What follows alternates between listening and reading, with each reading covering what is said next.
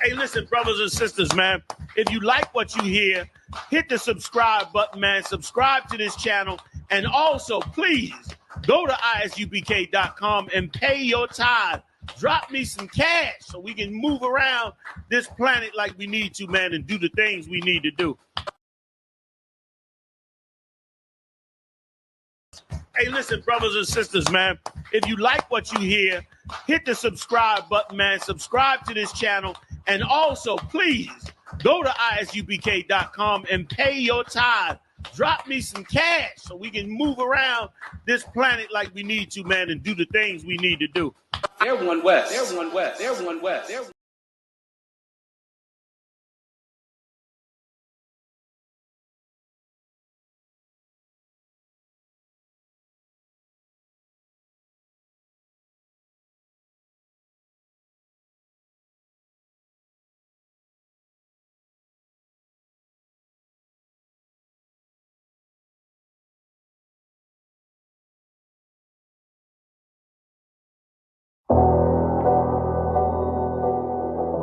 I got you.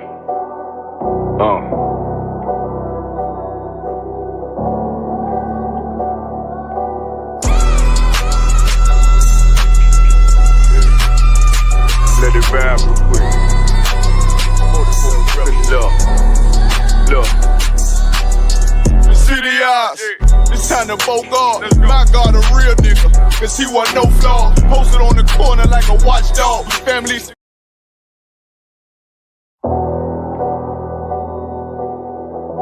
I got you.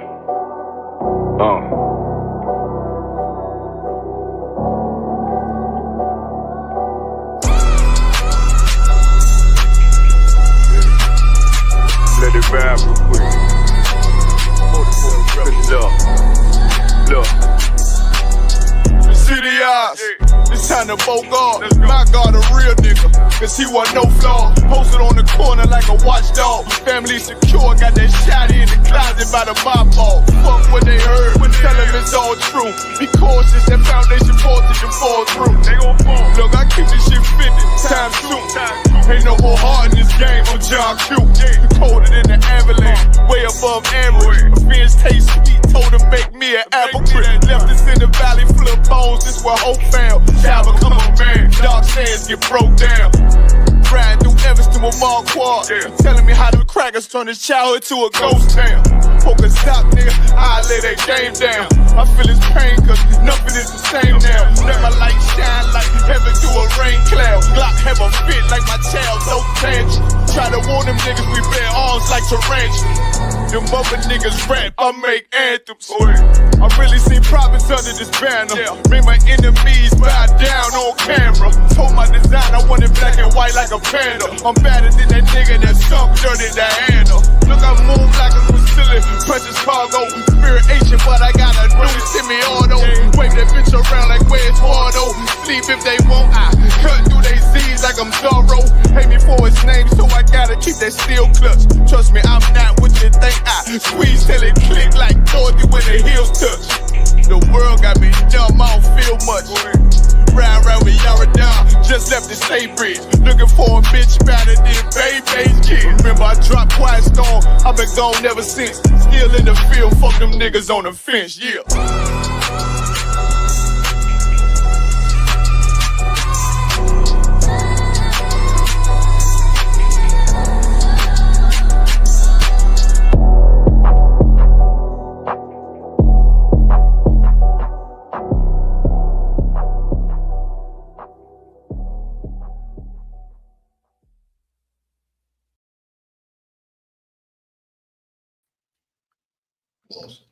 All right, let's go. Yahawashi Shabbat Yahawashi Shabbat Yahawashi to all the brothers and sisters. I.S.U.P.K. DC Scripture Breakdown Wednesday class and law. We're gonna be rocking it out tonight. You all know I.S.U.P.K. on the command journey. Yahanna, hardest working man in Israel. He gonna be heading down to Nashville, Tennessee this weekend. You'll get Tennessee at hand, man. They're all gonna be there soon. These phones, boy. They're all gonna be there down there in Tennessee, man. So y'all make your way down there and rock it out for the cookout season coming up, all right? Or really started. So y'all know it's 250 anniversary. Supposedly something special, I don't know. But we're gonna check it out tonight and see what it is. If anybody have any questions, if you're all on phones, put your phones on vibrate, all right? Just remember to put it back up after class. And then we go rock and roll. All right, any questions in the room or on the chat? All right. Any questions in the room or on the chat? So you have America 250 coming up. Trump done had the UFC in the White House totally desecrate the vintage of the house. Damn near, that's how you had to describe it. I can't say legacy, but the vintage of the house. In about a month's time, he gonna have Formula One cars on the streets of DC. This sounds to me like one of them CEOs who know his company going bankrupt, and he just trying to spend every penny he could before the destruction comes. Because it doesn't make sense. I've never seen no U.S. president do nothing like what he's doing, and it's not in a good way. Like, he's not setting precedents in a good way. All right. So let's go. Any questions in class? Any questions on the chat? Go ahead, please. Do your thing. Do your thing. All right. Other than that, anybody have any questions? Anything that need broken down? Any questions they had to ask? We could get into that for sure. You good, young brother? You sure? You know the whole Bible? Listen, y'all can call me during the week. I have to be fumbling with one hand on the phone now. Y'all ask your questions now, brother. Y'all get them in. Don't wait. Izan, you good? No, I do. Come on, let's get it. Jeremiah.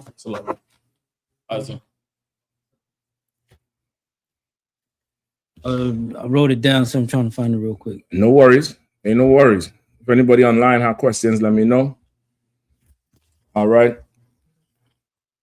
So in Jeremiah 1:11, where it says, I see a rod of an almond tree. I just wanted to, get a little bit more clarity on that part. Good. You're making me regret asking if you have a question, man. That doesn't sound familiar. I'm gonna tell you straight up. All right, hold on. You gotta read where it is, sir. If you don't mind. So, Book of Jeremiah, chapter 1, verse 11. Mm-hmm.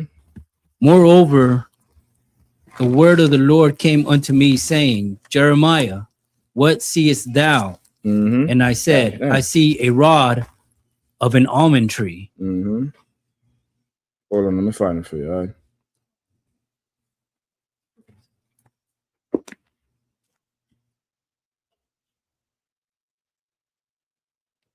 Jeremiah 1 and what?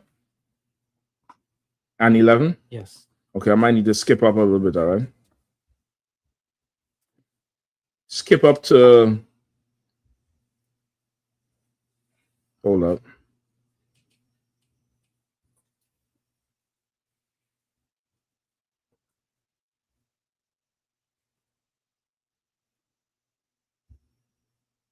Skip up to 5? Do you understand everything before that? Well,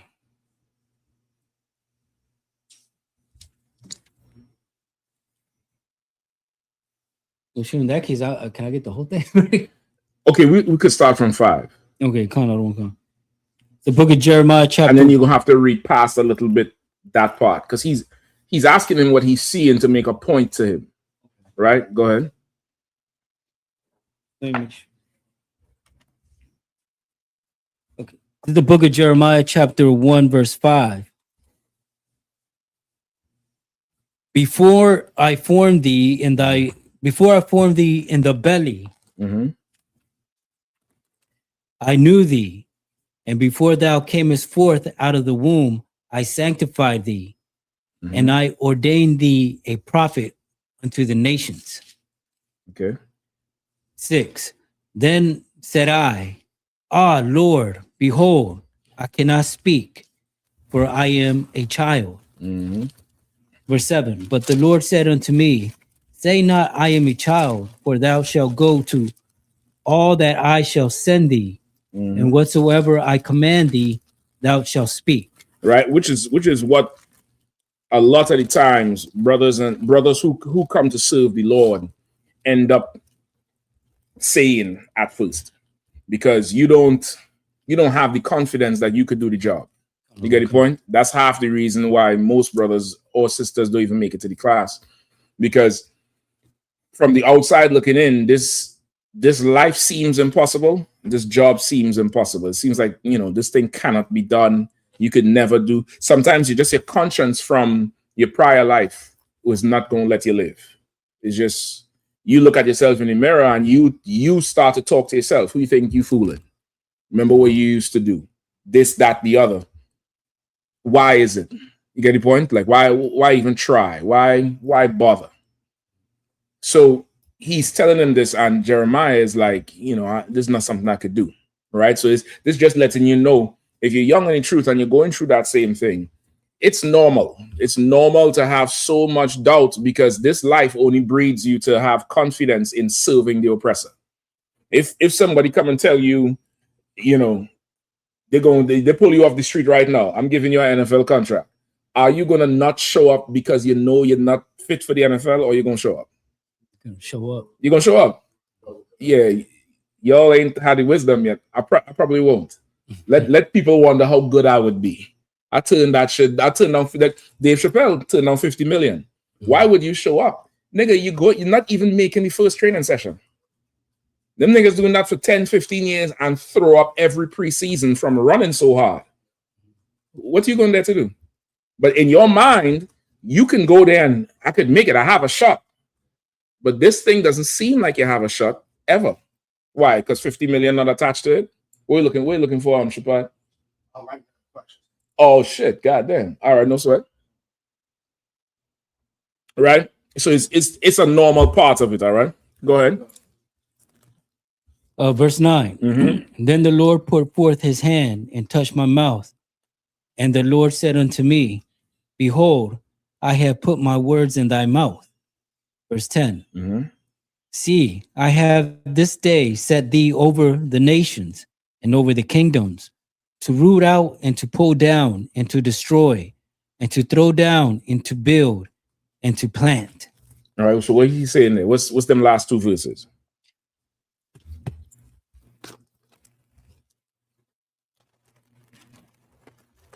Go ahead. Is it saying that he has given them the wisdom or the words to to go against, I guess, to fish people out of these kingdoms? Okay. To basically waken them up and let them know that the kingdom that they're in is destroyed or is coming down. And just before we move on from 9, this is another precept, because most brothers, just from Esau's education system, most brothers do not naturally know how to speak in public. Most brothers don't even have the words to advocate for themselves in any situation, because we just not trained to do stuff like that. You get the point? We just from young, we're trained for the obvious, brute force. You get the point? And a woman is trained to look good and in most cases receive things without merit, which is why you hear the argument, but it's a woman, it's a female, you get the point? That's how it is. Like in Esau society, we learn to live under very base conditions, very base, nothing else. So most brothers don't even, okay, I could do the job if I just come and stand on post. But the minute you hear, well, brother, you can't stay on post, you're going to have to speak one day. The amount of men just never turn back up. The fact that you all come in is still a miracle, because most brothers, what had to speak one day?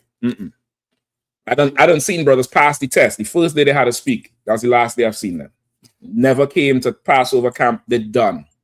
You get the point? And it's you can't blame them brothers. It's Esau done bred you to not want to be up there.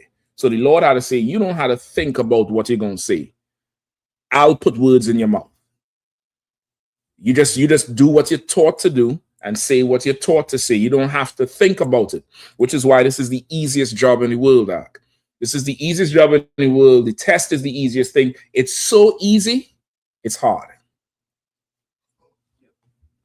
It's so simple. Nah, that shit could never work. You're crazy. Go ahead. Just real quick. So them being afraid to speak, would you say that's the spirit of the white man that they gave him? Like, it's the spirit that the oppressor wants us to have. Not so much the spirit that the oppressor gave us, because that's not his spirit. He'll go up there and say whatever it takes if power is on the table. The spirit that he wants us to have is that spirit. You get the point? yeah, come on. So that's the Lord reassuring you. He had to do the same thing with Moses. You get the point? Go ahead, where you at? Read on. Verse 10. Verse 10. See, I have this day set thee over the nations and over the kingdoms, to root out and to pull down and to destroy and to throw down, to build and to plant. You understand? Like, that's the charge we have as priests of the Lord. You have to go out there and lift up and destroy. You have to cut and mend, all in the same thing, by doing what? Like some figures will read this and say, the Lord said go throw down. The Lord said pull down nations and destroy, and take up guns and go join the not fucking around crew and go try to take over the capital. Because you see, that's what it says there. Right? What you got, Chappelle? I'm gonna let him answer if he was gonna answer the question.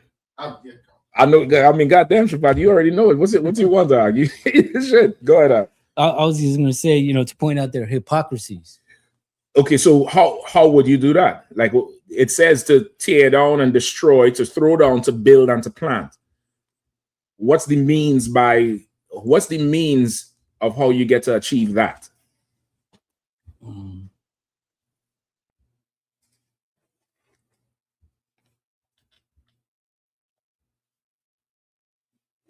It's so simple, it's hard. Come on, it's right there. I would say just putting your faith in the Lord and giving him That's true, but that's not the answer. That's not the answer. It's true, but it's not the answer. You want to let the young brother try?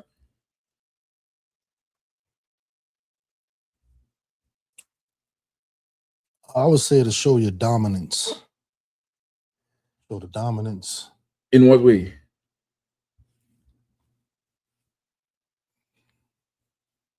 So remember, it's so simple, it's hard. It's so simple. Give me the one in 1 Corinthians 1:10 or 1:20.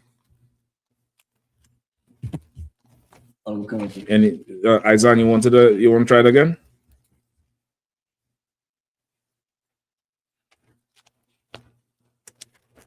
Is it 10 and 20? Oh.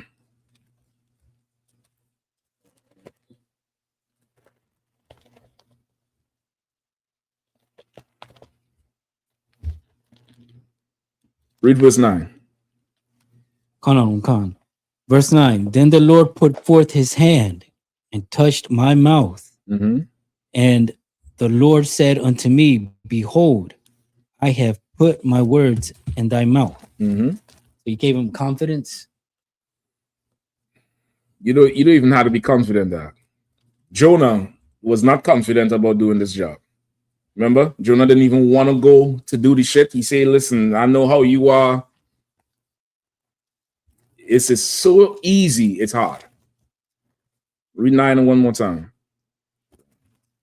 Then the Lord put forth his hand and touched my mouth. And the Lord said unto me, behold, I have put my words in thy mouth. Keep reading.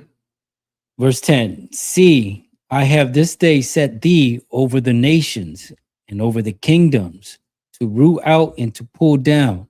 So how did the Lord set a priest and prophet over the nations, over the kingdoms? He gave him authority. How?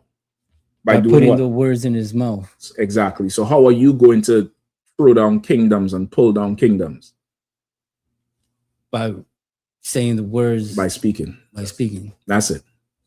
You could do this shit paralyzed in a hospital bed, and they'll send the FBI in there to silence you. You get the point? Words, what you say is going to tear this kingdom down. What you say is going to stop somebody from getting high.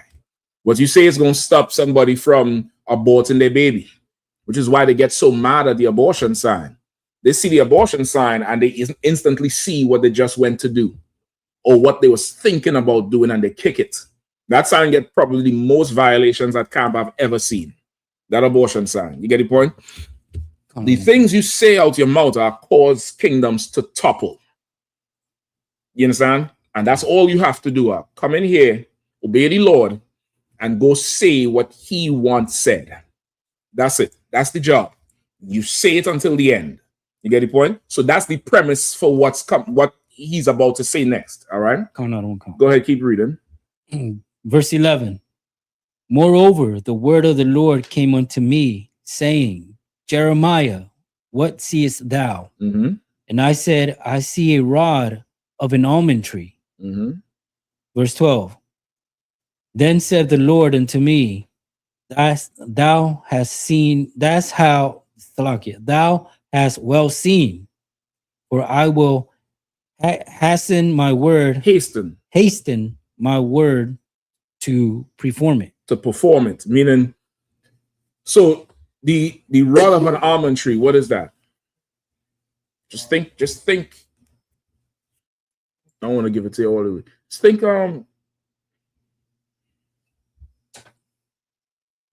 okay, just think like just what, okay, this is the Lord talking to Jeremiah, and he asked him what he see. He see the rod of an almond tree. Just take all the Christianity off it. Don't think magic. Just think what you see. A branch. I'll take that. Anybody else? I'll take a branch. Anybody else?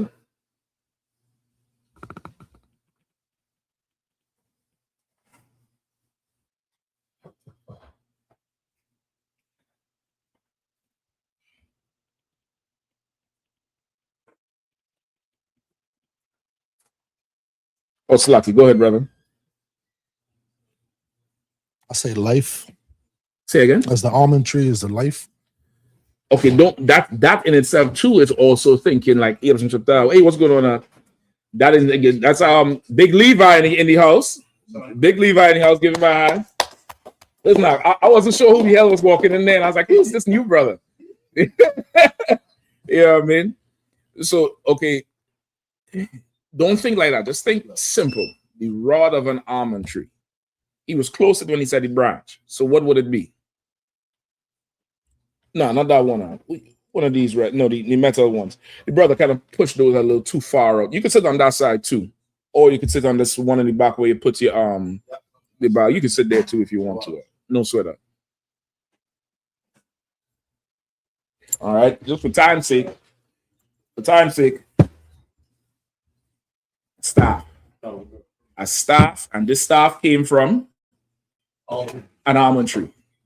It's like it would be easier for you to understand if he said a rod of iron. Now you'd be like, well, it got to be a big pole made from iron. You get the point? It's easier. Just take the Christianity off of everything. Don't think magical. Don't think, mysticism. Don't think, well, this really means that the almond tree is what he said, freedom. How is the almond tree freedom? I don't know. If it was freedom, I think George Washington would have sent an almond tree to the UK in 1776 and say we free. If the almond tree was freedom. Good. I'm a pass for right now, but I'm gonna enjoy later. To water to you could get done if you want, all right? But don't always think the simple thing. The scripture breakdown, usually if there's something that it's not all the way clear, picture what they're telling you. Start there. And from there, you relate it in context to what's going on. You get the point? That's what it is. All right. Keep going.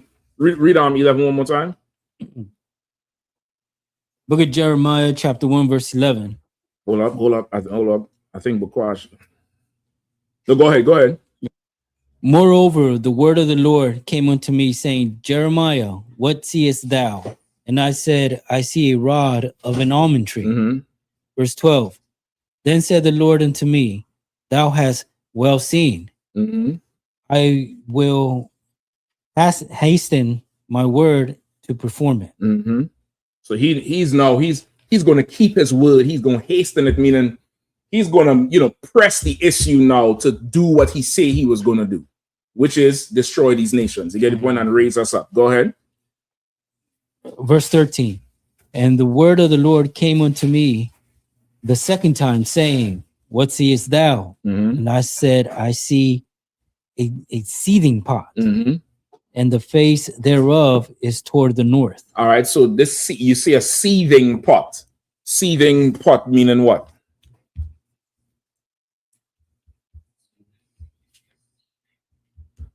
Seething pot meaning what? You could look up seething if you're unsure. All right.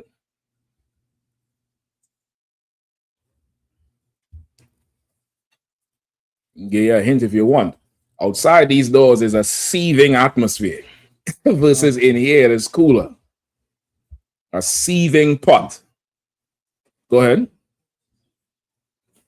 So a hot pot, a boiling That's what it pot. says? Well, it says extremely angry, furious, agitated, often with intense emotion. Seething. So that's seething in terms of applying to your feelings or how you feel about something. Mm-hmm. Go ahead. Or boiling just beneath the surface. Right, boiling just beneath the surface, meaning it's very hot.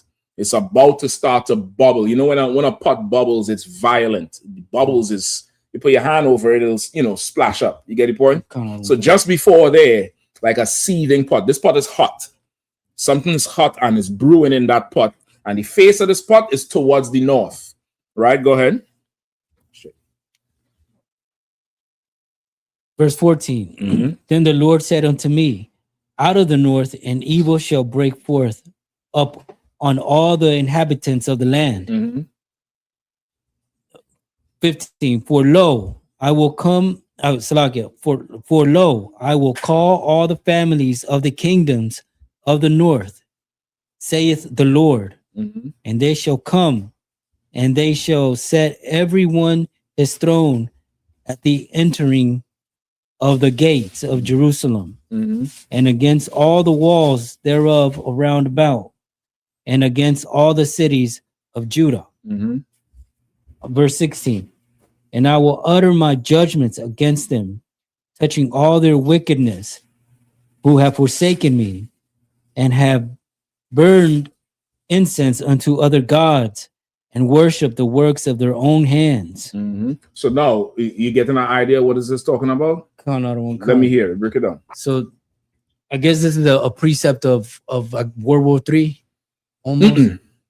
Okay, you probably could use it precept on precept, line upon line, but this is specific in what it's talking about. This is a little bit more specific in what it's talking about. So this would be reuniting the kingdoms. This is a step towards it. This is when the northern kingdom rebelled against the Lord. Okay. And that's why he's saying, I'll set a staff in your hand and you will tear down and do this and do that. Remember, of course, once the kingdom fully split, the Assyrians came in and took the northern kingdom into captivity and left the southern kingdom. So he's saying now he's going to bring everybody against the gates of Judah, and there he will start to charge them. You get the point? So now that's what this is applying to. But the metaphor, the staff and the seething pot is that. You get the point? The staff is, I'm going to send a prophet to defend the sheep. Because that's what a staff is used for, to fight off the bears, the animals, keep the sheep in line. The sheep straying away, you tap it, you pull it in. The old school staff would have that hook. You know what I'm talking about? To pull that damn sheep back in line. You get the point? And the seething pot is like, I'm boiling, I'm hot now. I'm hot because of what's going on in the north. That had to stop. Go ahead, Shaprat. If I could, quick comment in the chat. Dawada Ephraim Yasha'Allah said, in both botanical classification and physical density, almond wood is exceptionally hard, heavy, and dense. God damn, read that one more time. Come, sir. In both botanical classification and physical density, almond wood is exceptionally hard, heavy, and dense. Almond wood is exceptionally hard, heavy, and dense. I would have never ever guessed that shit out. You get the point? So that's definitely why. And of course, we won't know that because we are so far removed from not so much agriculture, but just getting things ourselves. You get the point? Like we don't raise our own sheep or cows or chickens. We don't plant our own food and reap our own food, at least not nationwide. You get the point? So certain traits we just don't know, and we're not going to be able to correlate the two. A good example was last week on the radio show, Captain Kahan. We was going through, I forget what was the point, but the wheat and the tares came up, right? And he said, if you've seen wheat and tares, you damn near can't tell the difference. Pull up a picture of, just pull up wheat and tares. Pull up wheat compared to tares, or what does wheat and tares look like? And it's like you can't tell the difference between the wheat and the tares. And it was such a heavy point. And it's like, we really don't, we're so far removed from a lot of things that when you hear biblical references, we can't make the full correlation.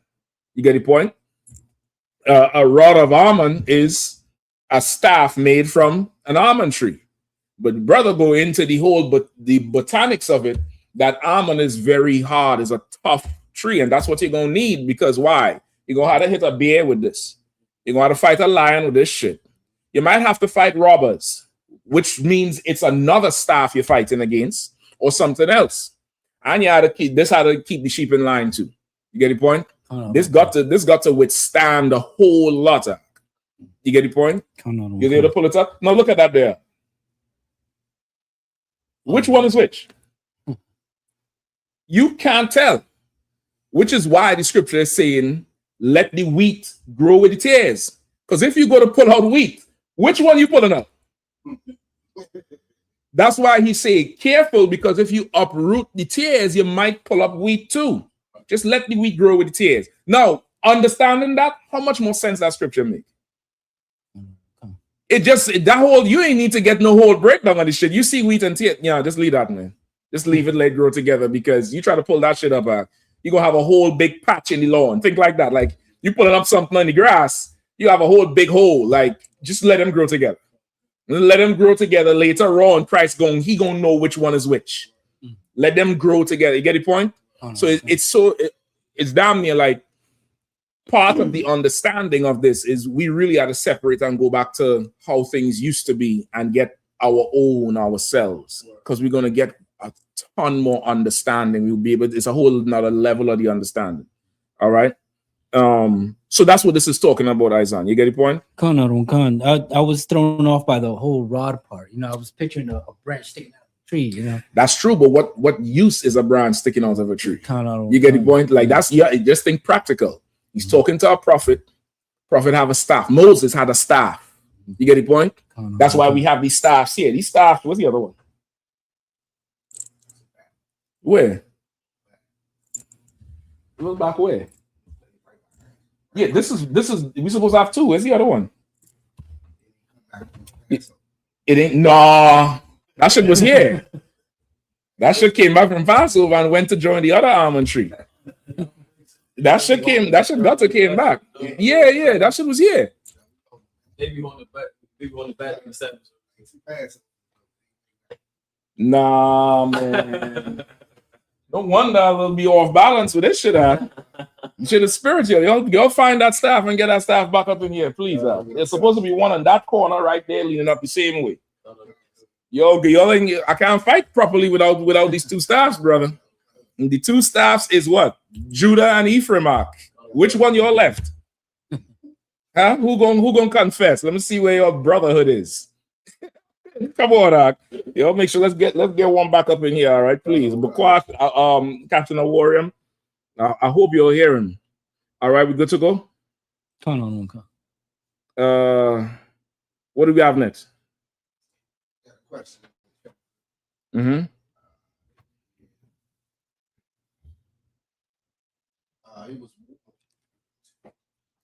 Warrior of Yahushua said, if I may, sir, how does the spiritual aspect of the mark of the beast tie into being to buy and sell part of Revelation 13:7, sir? Read that one more time. Come, cause if I may, sir, how does the spiritual aspect of the mark of the beast tie into being to buy and sell part of Revelation 13 and 7, sir? No sweat. Let's get Revelation 13 and 7 quick. I'm gonna do this real quick, all right? Come, cause. Just so we don't run out of time. Revelation 13 and 7. It's the book of Revelations, chapter 13, verse 7. And it was given unto him to make war with the saints and to overcome them. And power was given him over all kindreds. The saints here is who? Quickly. Yeah, Tazal, get in, Mike. So like you, sir. According to Psalm 50 and 5, the Israelites that the Most High made a covenant with. Psalm 50 and 5 is a precept. You brothers who don't have the precept, you might want to write it down or highlight it in your book. That's the proof that the saints are Israelites, right? Growing up, if you Catholic especially, most of us start off with Catholic or cross Catholicism somewhere in your upbringing. They tell you the saints is Mother Teresa or, Saint something. You get the point? As in modern day, a saint is somebody who the church deems a saint, or like how Britain would knight somebody, or they call them sir something. Like the church has to make you a saint, and that's not true. According to the Bible, a saint is anybody from the 12 tribes of Israel. All right, that's your precept. Sounds what? 50 and 5, right? So read it again, Isaiah. Verse 7, and it was given unto him to make war with the saints. All right, so he's making war with us. That's the beast. The beast is making war with us. He's been making war with us since when? How long? 1600s? He's gonna say something? Come on, pass me my friend. Since the womb, sir. Since the womb, since Jacob and Esau. The mother asked for the Lord. The Lord said, 2 nations are in thy womb. 2 different manner of people have been fighting. You get the point? So he's making war with the saints. We've been at war since the womb, and now we are nations. He's making war with our nation. Right? Go ahead. And of course, that's what slavery, lynchings, oppressions, immigration, ICE, the reservation, genocide, the Trail of Tears. Just run it down. Right? Go ahead. And to overcome them.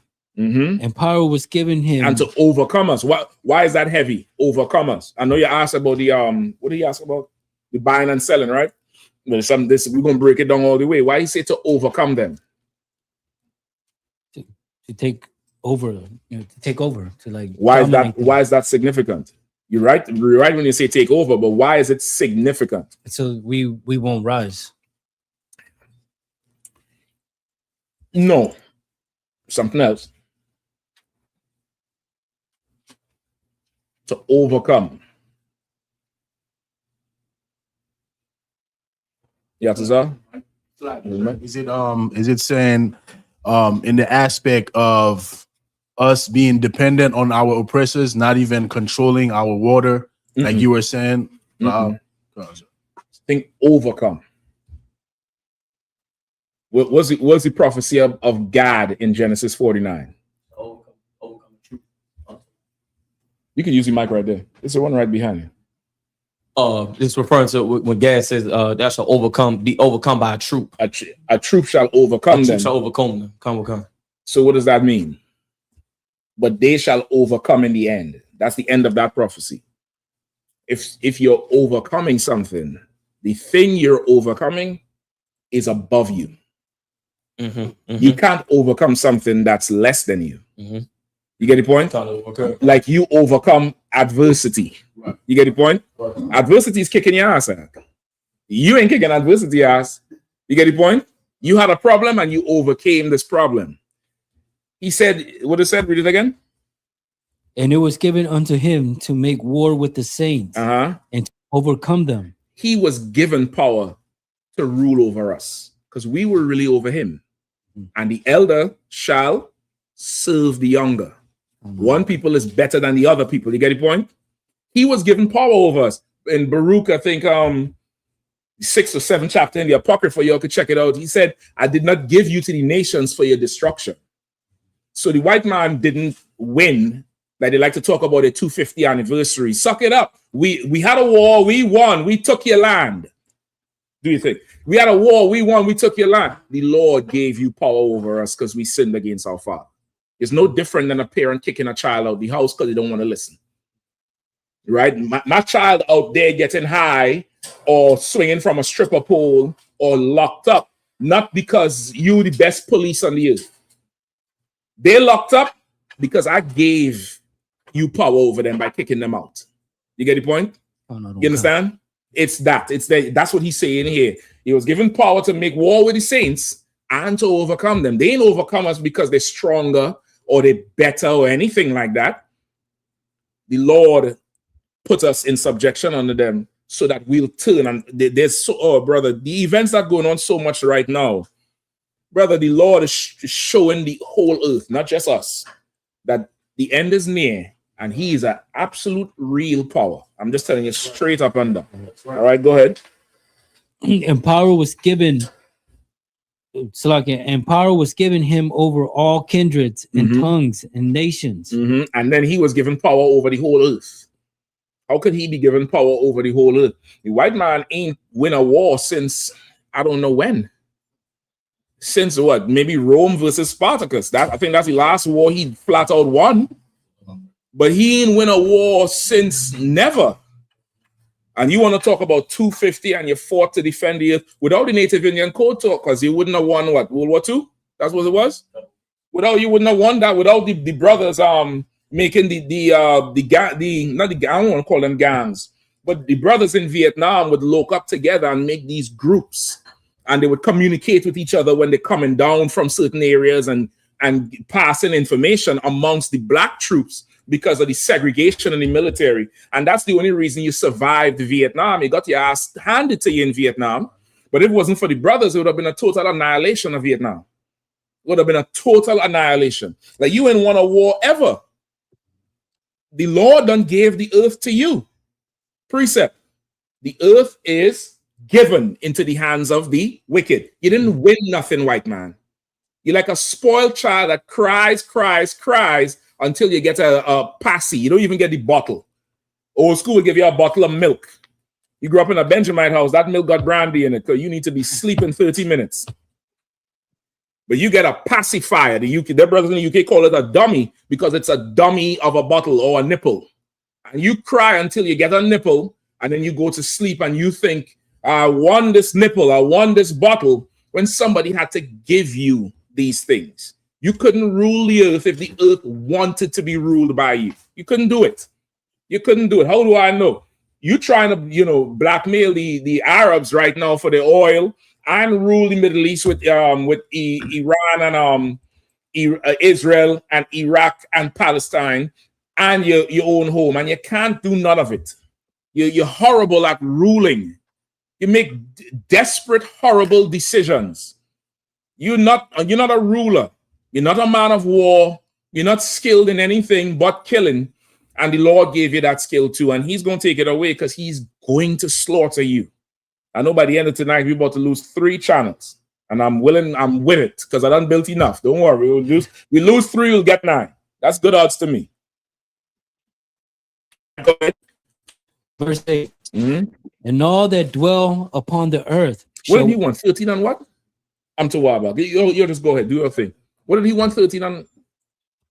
Shapat, what was the precept? What did he want? 13 on? 13 and 7. Buy and sell. Okay, buy and sell is not 13 and 7. You said part of it. Like, read it one more time, brother. come. If you could pull it up, you could read it one more time. And give me some help with it.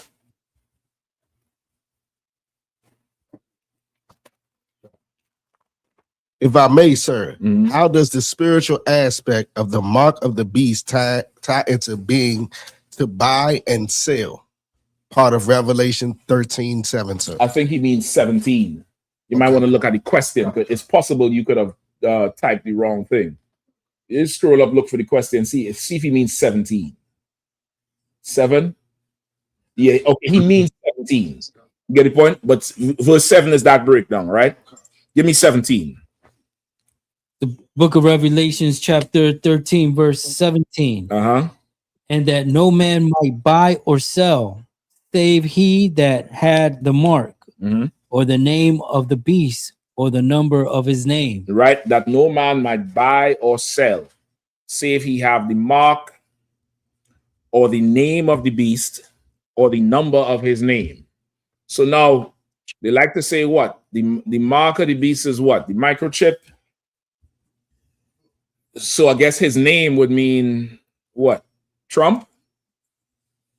What his name would be? Microsoft if it's the microchip? I don't know. I don't understand what they're talking about. The mark of the beast is the philosophy etched in your forehead, meaning in your mind, not literally on your forehead. It's his philosophy in your mind, which is Christianity, his democracy, his way of life. In your right hand means because you believe what you believe, you go join the oppressor's military to go fight for him. Even if you just join the military for a Camaro, or you joined it because they pay for your tuition.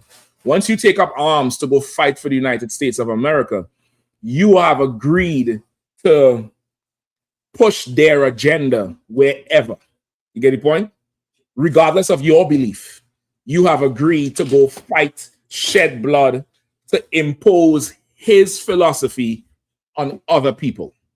That's the mark of the beast in your forehead, and that's the mark of the beast in your right hand. So read down verse 17 again. And that no man might buy or sell, save he that had the mark or the name of the beast, or the number of his name. Right? Or the name of the beast. The name of the beast is what?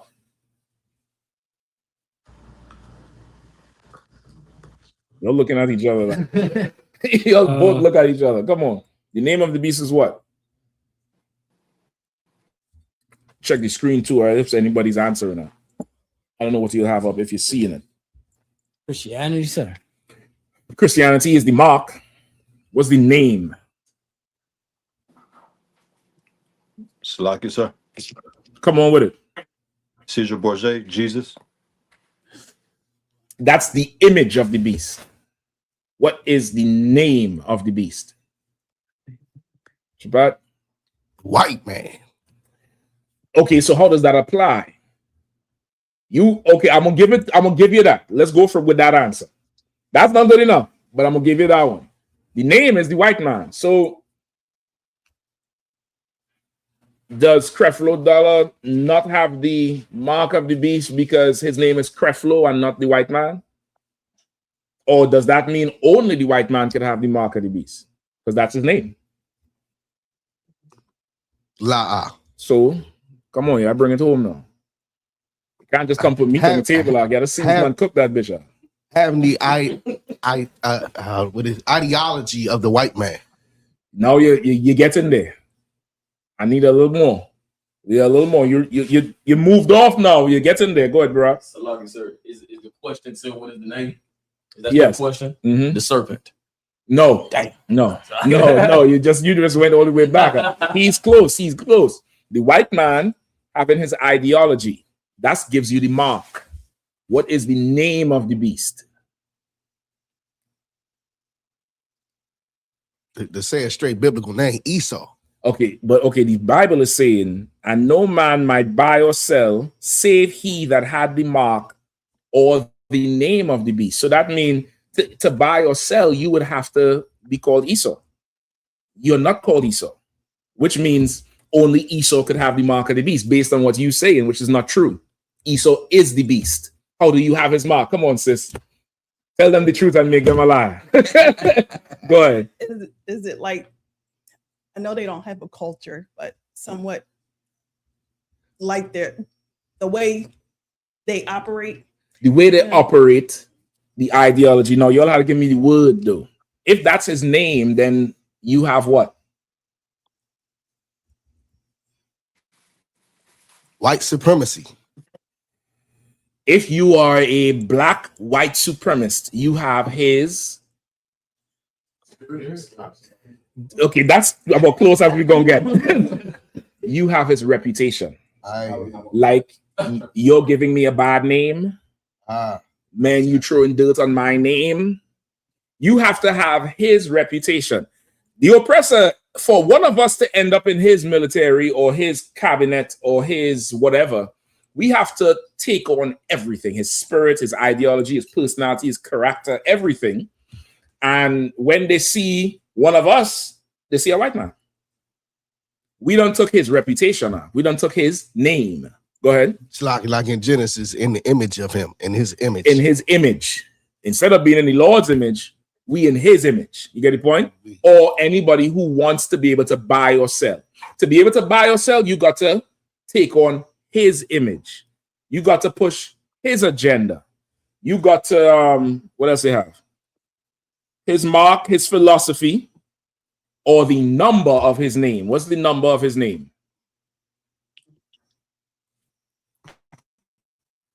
Six, 666. What does that mean?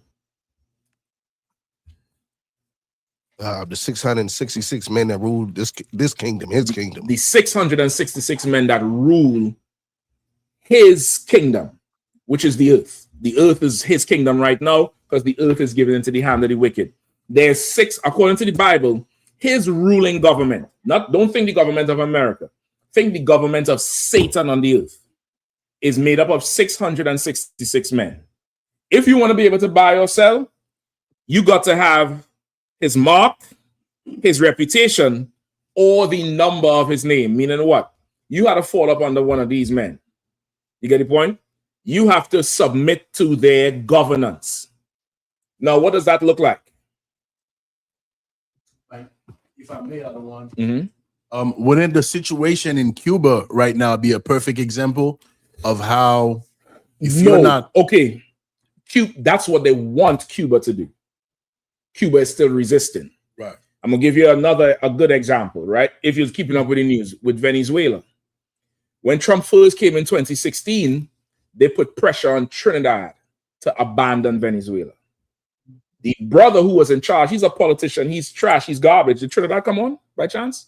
You sent the link to them? Okay, most likely. They're probably slaving. Don't even worry about it. The brother who was in charge, he's a politician. He's not in the truth.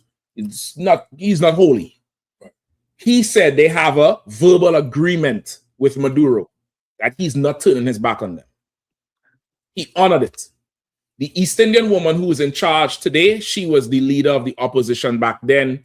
The British system of governance is not like America, right? Where there's just two parties, Republican, Democrat, and that's just it. There's many political parties in the British system, and the one who wins is in charge. The one who comes second is called the opposition, meaning it's a checks and balance. The one who wins, they put things on the table they want to do. The one who came second is given the power to oppose what they think is bad for the country. But of course, because politicians are greedy whores, the opposition opposes everything.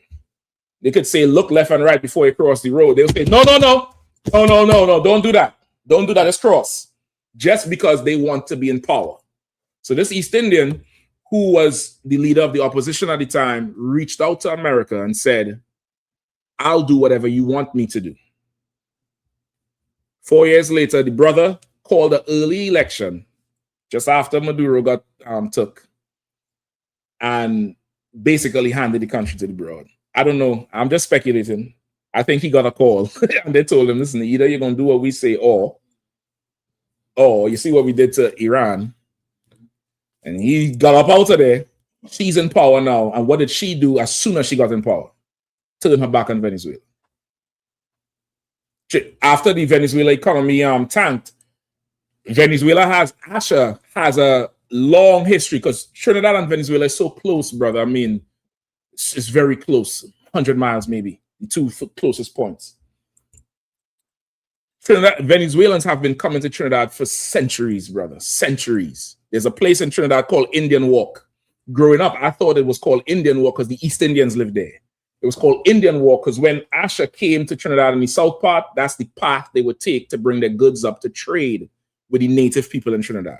So it was called Indian Walk because of that. A lot of I.S.U.P.K lives in Trinidad. When the economy fell, I.S.U.P.K went to Trinidad for just like you would migrate for better conditions. Her government is deporting them. Imagine that shit. Rounding them up and deporting them, busloads. Deporting for what? Because she has what? The mark of the beast, dog.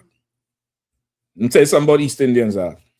If there's money involved and power involved, they'll listen.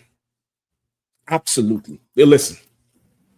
Money and power, they'll listen, brother. They'll sell the grandmother for land. For land. Go ahead. It's like if I made it, the priest said the Most High said if I would tell the heathens they was the ones chosen, they would listen to everything I said. You know what I mean? So that's the mark of the beast. You get the point? So now in order for you to buy and sell, to trade, buying and selling is not going to the grocery store. And if you're looking at buying and selling, that's just buying. The average person don't sell nothing. You get the point? So that doesn't affect you. Buying and selling is talking about global trade. You get the point? And to be able to buy and sell, you have to be part of a certain economy. And the white man can literally cut you out of his economy. Go ahead. It's like about me. Which is the mark of the beast, which is the tariffs. It's the trade tariffs. Is him enforcing the mark of the beast. Go ahead. Oh God, if I may, sir. And that's heavy when the Lord's saying it, because it's heavy that the Lord don't want no yes men. He break it down. What you mean? When he said, if I were to go ahead and tell the heathens they was the ones chosen, they would do whatever I say. Okay, no, because the Lord wants a yes man. He wants you to roll with him because he's the Lord. But like he wants you to genuinely, he gave us. Okay, I wouldn't say that because think about if you had a child. You want your child to genuinely love you and do what you say, right? Will you be angry if they do what you say, but they don't really want to do it? No. Because they're doing what you say. And that's in the Bible. The Bible says, if you tell a servant to do something and they don't do it, they're evil. But if they come back and do it later, they're still your servant. They might repent of not doing it. You get the point? And they still come and do it. They do it. You remember, the Lord, he ain't into the feelings and stuff. He ain't too much into, whether you like what I'm telling you or it's done. Most High in Christ. Most High in Christ. It's done. This is done. You get it? He ain't too much into you. Whether you do it with joy, that's a plus. He wants you to do it with joy, but shit. I mean, not everything you're gonna like, right? The Lord is a realist. He knows not everything you're gonna like, but you do it anyway. And which one is even more? I mean, I ain't gonna say it's more cold, but that's acceptable too.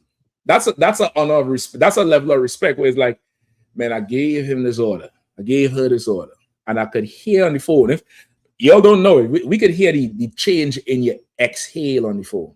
And we already know this motherfucker ain't gonna do shit. I said he ain't gonna do nothing. He's rejecting this shit. She ain't gonna do this shit. I already know. And then you come back with the kiss my ass. Yes, sir, that's good. I already know he ain't gonna do this shit. And you know how I know? Because I used to do the same thing. I already know. But then it comes back. Oh shit, he did it. Shit, she did it. I never thought you did it, motherfucker.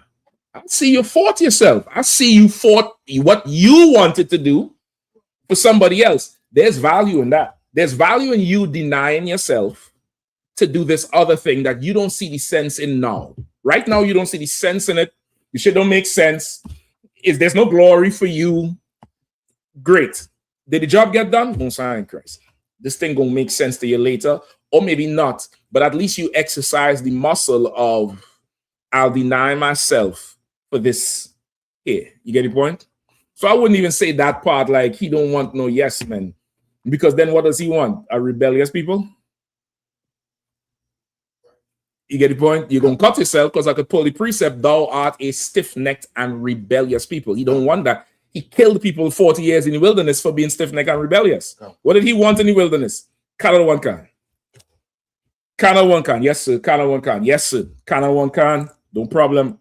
Job done. That's it. You get the point? Let's move on. So that's this. Go ahead. Come on. Now, I was just about to say it's crazy that I went further with asking that, because that I feel like that was a personal me and you thing right there. Y'all always like to blame me, all right? This is a PSA. This on.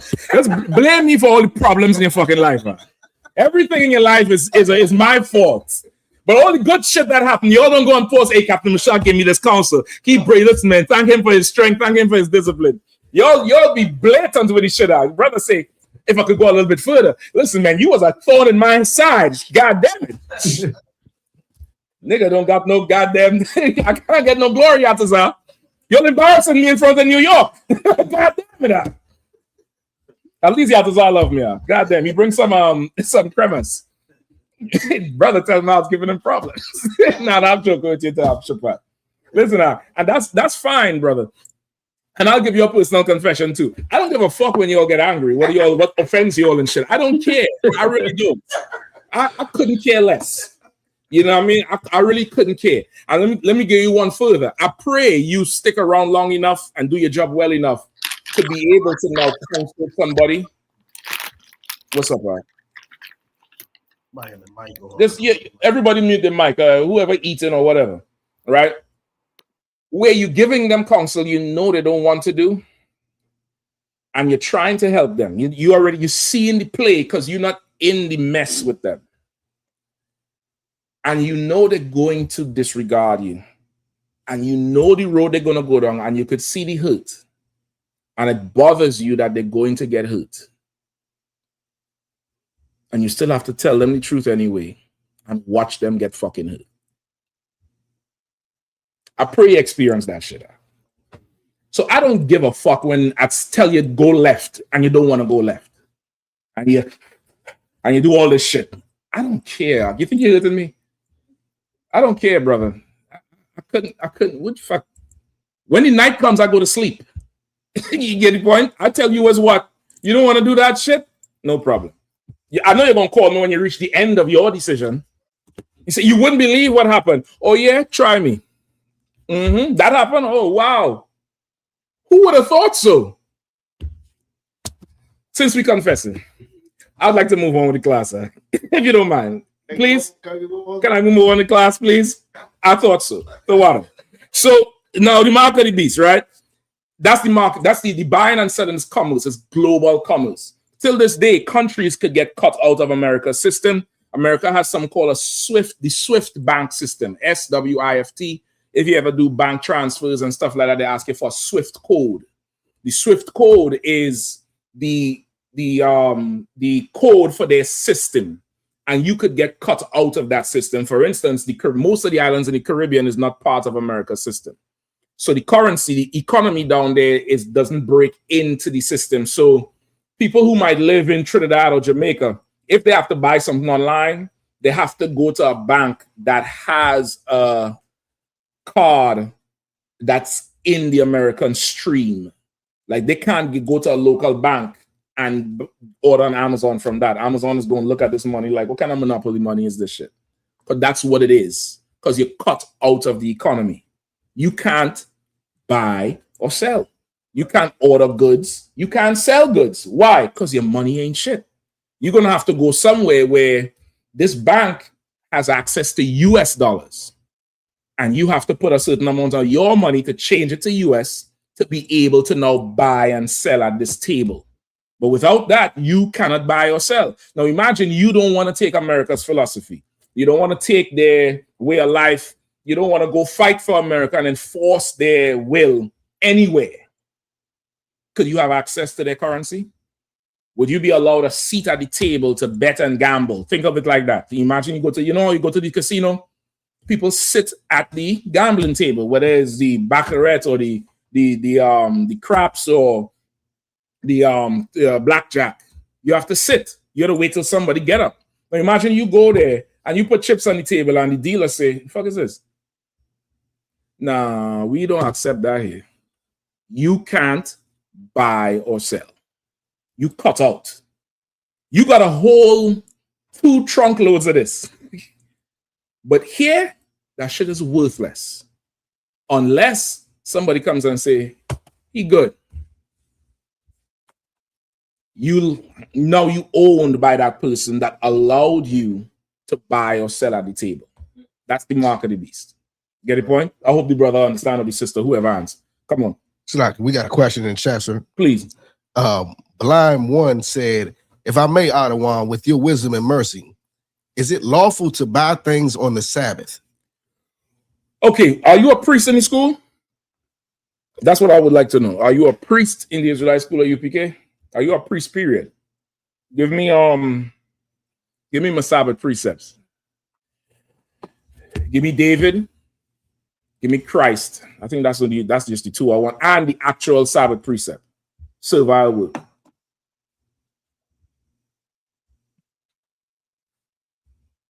Quickly, all right? And then we move. Also, Bakwash, if you're listening, Shapat, you know how to pull up videos? Bakwash, I have a video to send you. Bakwash, if you're on, send Shapat that video with the timestamps of what I want, all right? What are we looking for? The Sabbath, right? Okay. Give me showbread with David. Give me the servile work first.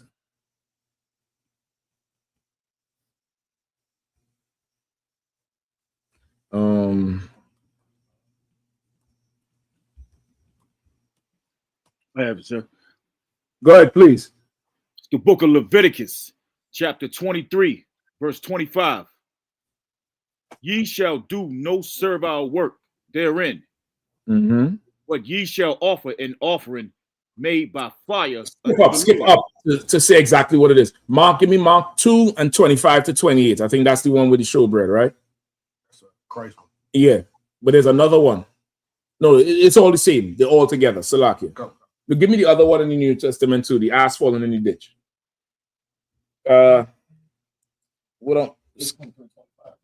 No.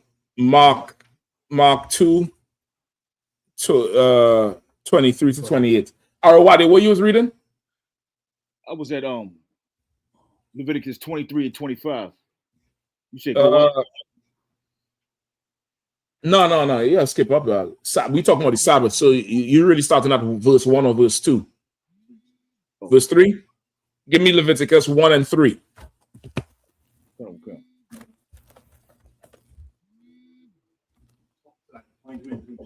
23 and 3? Salakia. 23 and 3. Salakia, brother.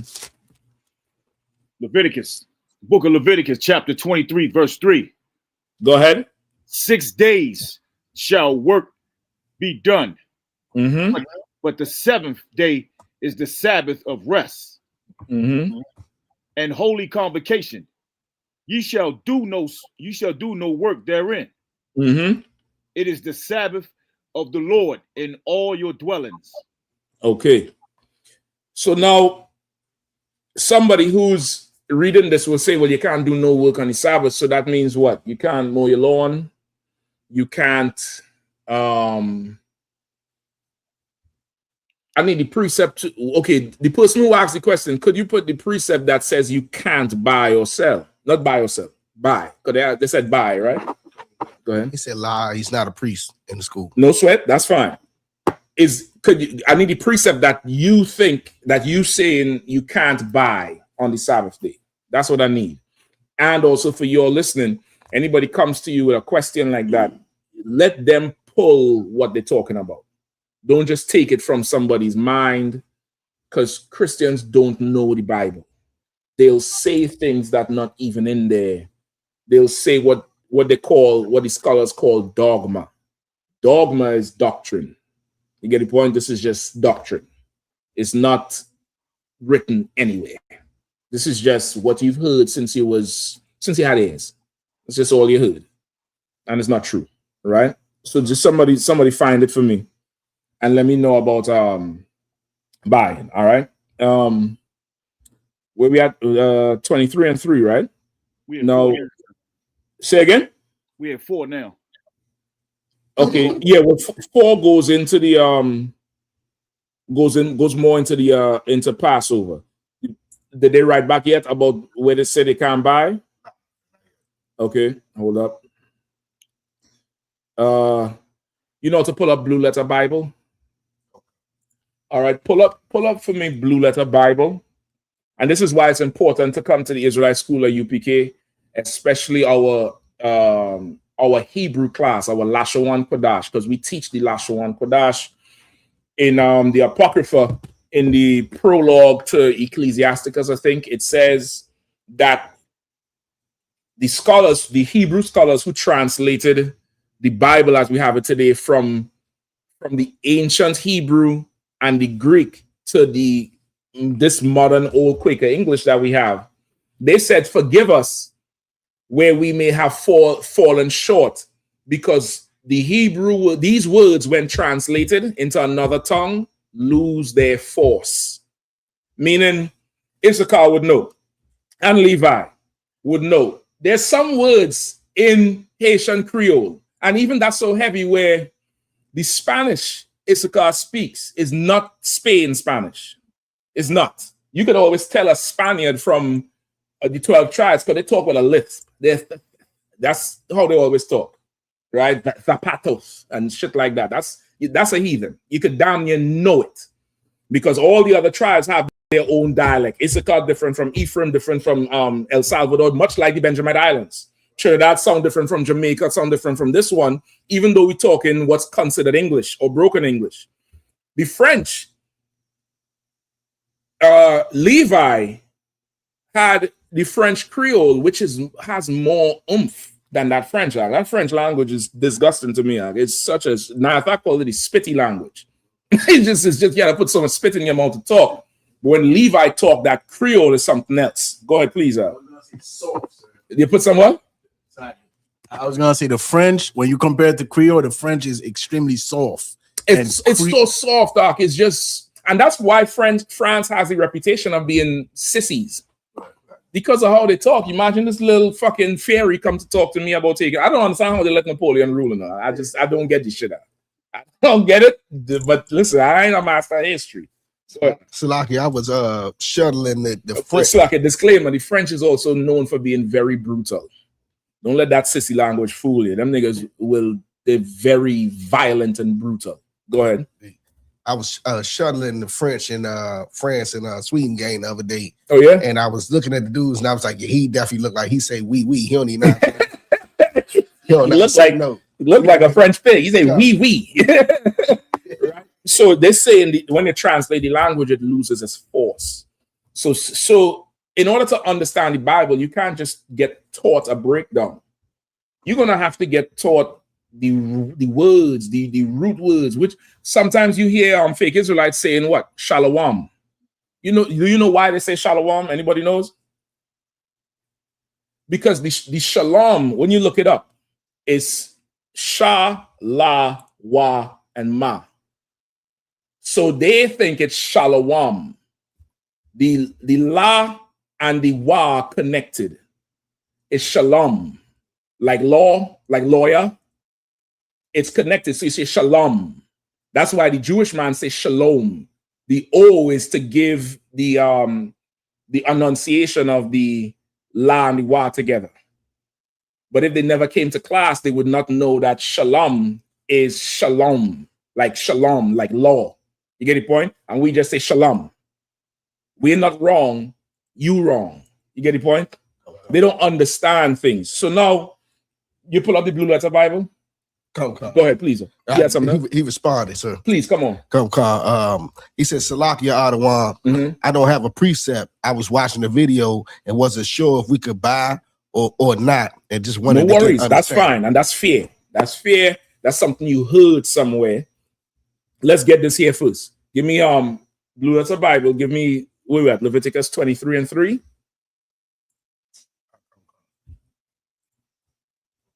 Give me Leviticus 23:3. Read it one more time, Isaiah, whoever was reading. Who was reading? Arawadi, are you? Is he on? Somebody else read. Let's pick it up and read, all right? Leviticus 23:3. Hold on, okay. Book of Leviticus, chapter 23, verse 23. Verse 3. 23:3. And chapter 23, verse 3. 6 days shall work be done, but the seventh day is the Sabbath of rest. Right. So now you got to show the screen. All right. Okay. Let's show the screen real quick.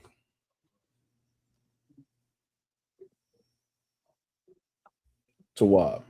All right. You know how to zoom in? Zoom in a little bit. So this is Leviticus 23:3. Right? That's verse. I think which verse is that? Yeah, that's 3. All right, scroll down. So that's the Hebrew. That's the Assyrian Hebrew.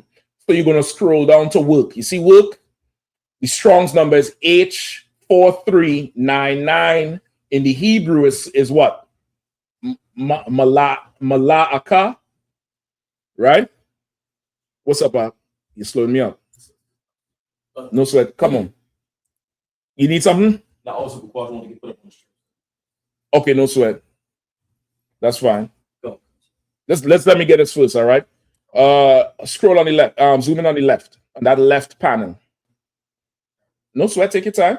Work. Just zoom in on the left side, scroll over. All right. Right? Mala'aka, right? Scroll down, feminine noun, go ahead. Go ahead. Go ahead, right? What is the first word? Occupation. So that is your occupation cutting your front lawn? Is your occupation turning a light switch on? Because the Jewish man say you can't kindle a fire. The law of work on the Sabbath is for your slavery. What somebody requires you to. You ever get this call? You get a call 7 o'clock Thursday morning. Hey, sorry to call. They don't even say sorry. What the fuck am I talking about? They call you 7. Hey, I'm gonna need you to come in on Saturday, all right? Jamie got sick. Like, you give a fuck about Jamie. You hope Jamie died. Jamie got sick. You need to come in on Saturday, and you like, well, I can't. I have plans with my. Hey man, you need to come in, man. This is what you signed up for. And they drop the phone. Your employer is forcing you to work on the Sabbath. That's why it says occupation, business, work, something done on me. It's business. It's servile work. It's somebody's forcing you now to come and put hours in to make money for themselves. They're gonna pay you, but it's to make money for them. This law, people who read the Bible, they don't understand. These laws are talking to really the priest and the people in leadership, much like your constitution and your codes, your law codes. Like, the law doesn't say don't speed. The law says if a motor vehicle found traveling on this fairway that's registered for 25 miles per hour in excess of whatever, they must be fined this. And in excess of this, they must have the car towed. Who's reading that? You? No, the police who pulling you over. That's what he went to school for. When he pulled you over, why didn't they have the computer in the car? They look up the shit right there to see what kind of ticket to write you. What do you get told? Don't speed. Don't speed is not the law. That's the understanding of the law. That's the spirit of the law. The law says you should get $60 tickets, or if you're living in DC, $100. Still ain't pay them motherfuckers. We're going to court for that shit because I don't understand. Right there on Rhode Island Avenue, brother, the same block. It's between 2 traffic lights. I shit you not. There's 2 speed cameras between one strip between. What the fuck is who's speeding? And why it had to be so goddamn much? Them devils in Virginia that killing everybody. Out there in Montgomery County killing everybody. Y'all ain't taxing them. But y'all want to hit me twice, we going to court. Y'all got to come. Y'all get that money in blood. It's a lock you. Right? So the work here is talking about your job. That's the work it's talking about, your job. If it's possible at all that you can get off on a Saturday, get off. If you can work your schedule where now you don't have to slave on a Saturday, then don't. However, in this captivity, brother, these laws wasn't made to tell your slave master in terms of the oppressor how he should treat you as a slave. These laws was given to Israel so that Israel, who is in power, does not take advantage of the Israel who they have power over. This is for your leaders. So your leaders who might say, you know what, man, these Hamites and these Chinese, they like, partying on Saturday, come in here and open this club up or do this thing so we could trade with the Hamites. This is to tell your leaders, your politicians, don't force Israel to slave on a Saturday. Give them, or the 7th day, let's put it like that. Give them that day off. That day you don't make no money. And you just have to eat it because not everything is about money. That's what this law is about. You get the point? Now, as far as you go into buy, you got to pull that precept because this says nothing about buying. This says nothing about, buying nothing. Now, of course, reason would tell you if everybody is not slaving on a Saturday or the seventh day, where will you buy anything? Because nobody's slaving, right? So then when would you buy? Just think about 4th of July is coming up. It's on a Saturday, right? Okay, it's hard for America because America opens stores all the time. But maybe a few years ago, or in real rural areas like Florida and certain parts of Georgia, even in Virginia, there's some places are, holiday, they closed. It says it. We close this day. Is it Thanksgiving or New Year's that Costco closed? I think one of them they obey. The others, they have special hours. One of them holidays, even Costco is closed out. So when would you go buy at Costco? The day before when they open. It's the premise of it. The premise of it is nobody is being forced into a job today. So in our kingdom, if you're working in the on a farm, you working in leather crafting, or you making weapons 6 days a week, the 7th, your employer has to shut the business down. So then there wouldn't be a law saying you can't go buy, because it's obvious everything closed. So when would you go buy? If you need tomatoes, if you need, meat to cook for the next day, when would you go buy? A day before. Just go do your shopping on the Friday. You get the point? Come on. Just go do your shop. If you want to practice it, if you want to have it in practice, the Bible also says rehearse the righteous acts. You could pull that precept too if anybody has it. The Bible also said rehearse the righteous acts. Why does it say rehearse the righteous acts? So you can get accustomed of doing. Why?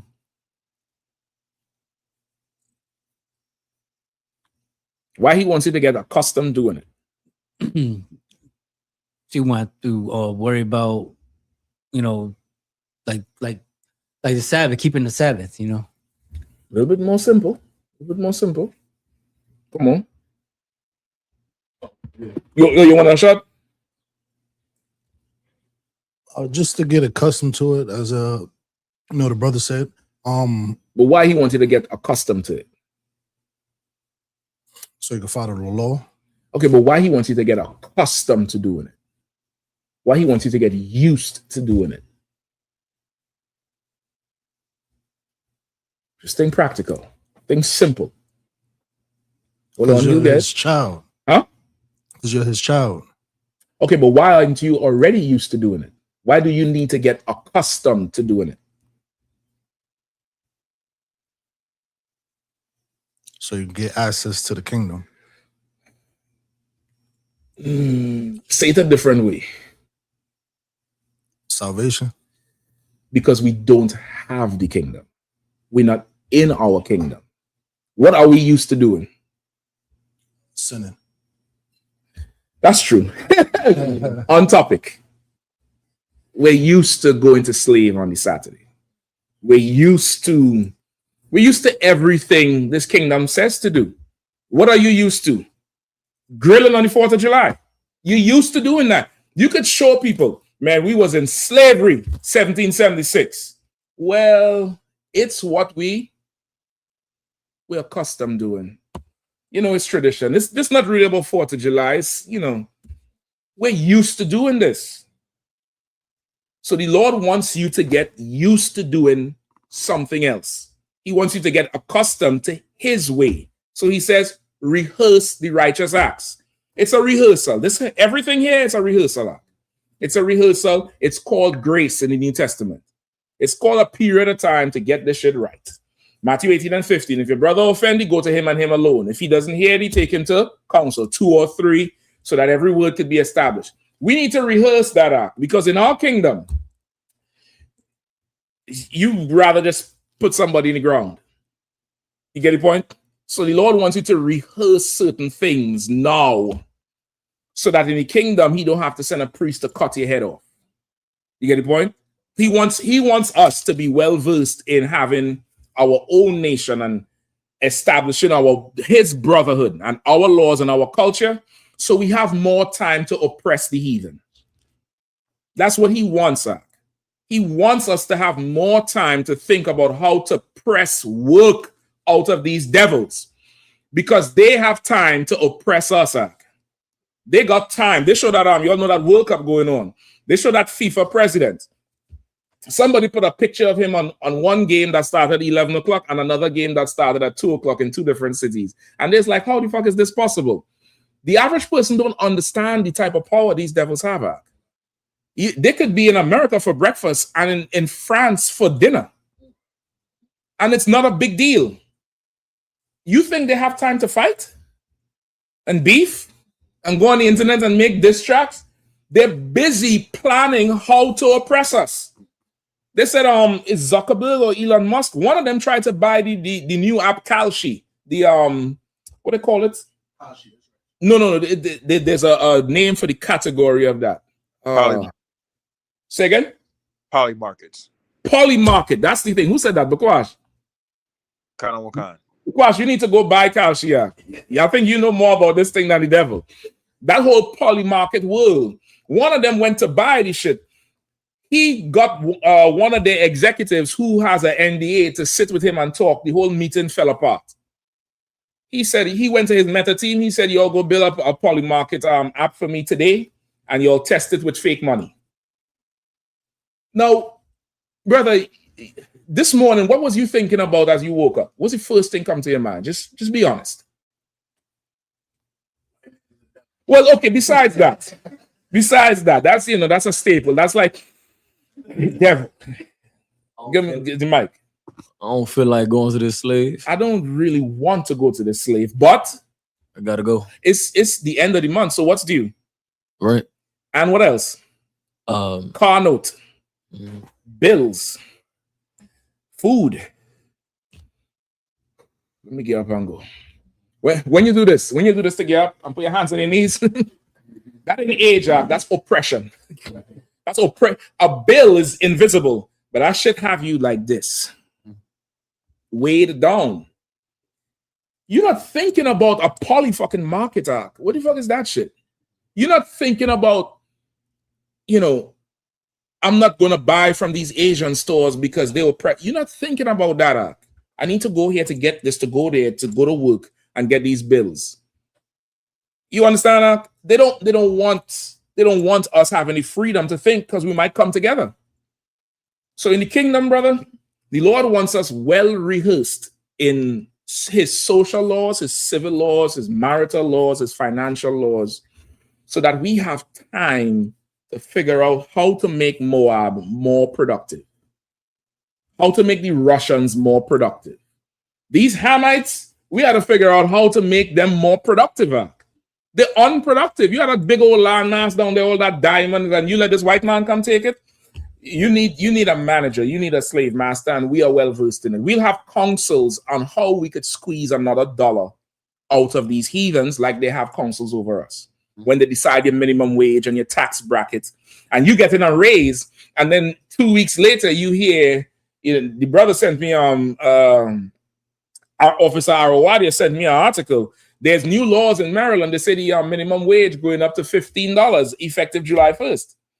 But the tax per gallon on gas is now 40-something cents. 46 cents, like 50 cents on every dollar is tax. Anybody planning on buying a bike? They did the metrics. And if I give you this much, you best believe I'm snatching it back somewhere. I have to balance this thing off, because Lord forbid you have enough money to pay your rent and save. Now you could send your kids to college. I need slaves.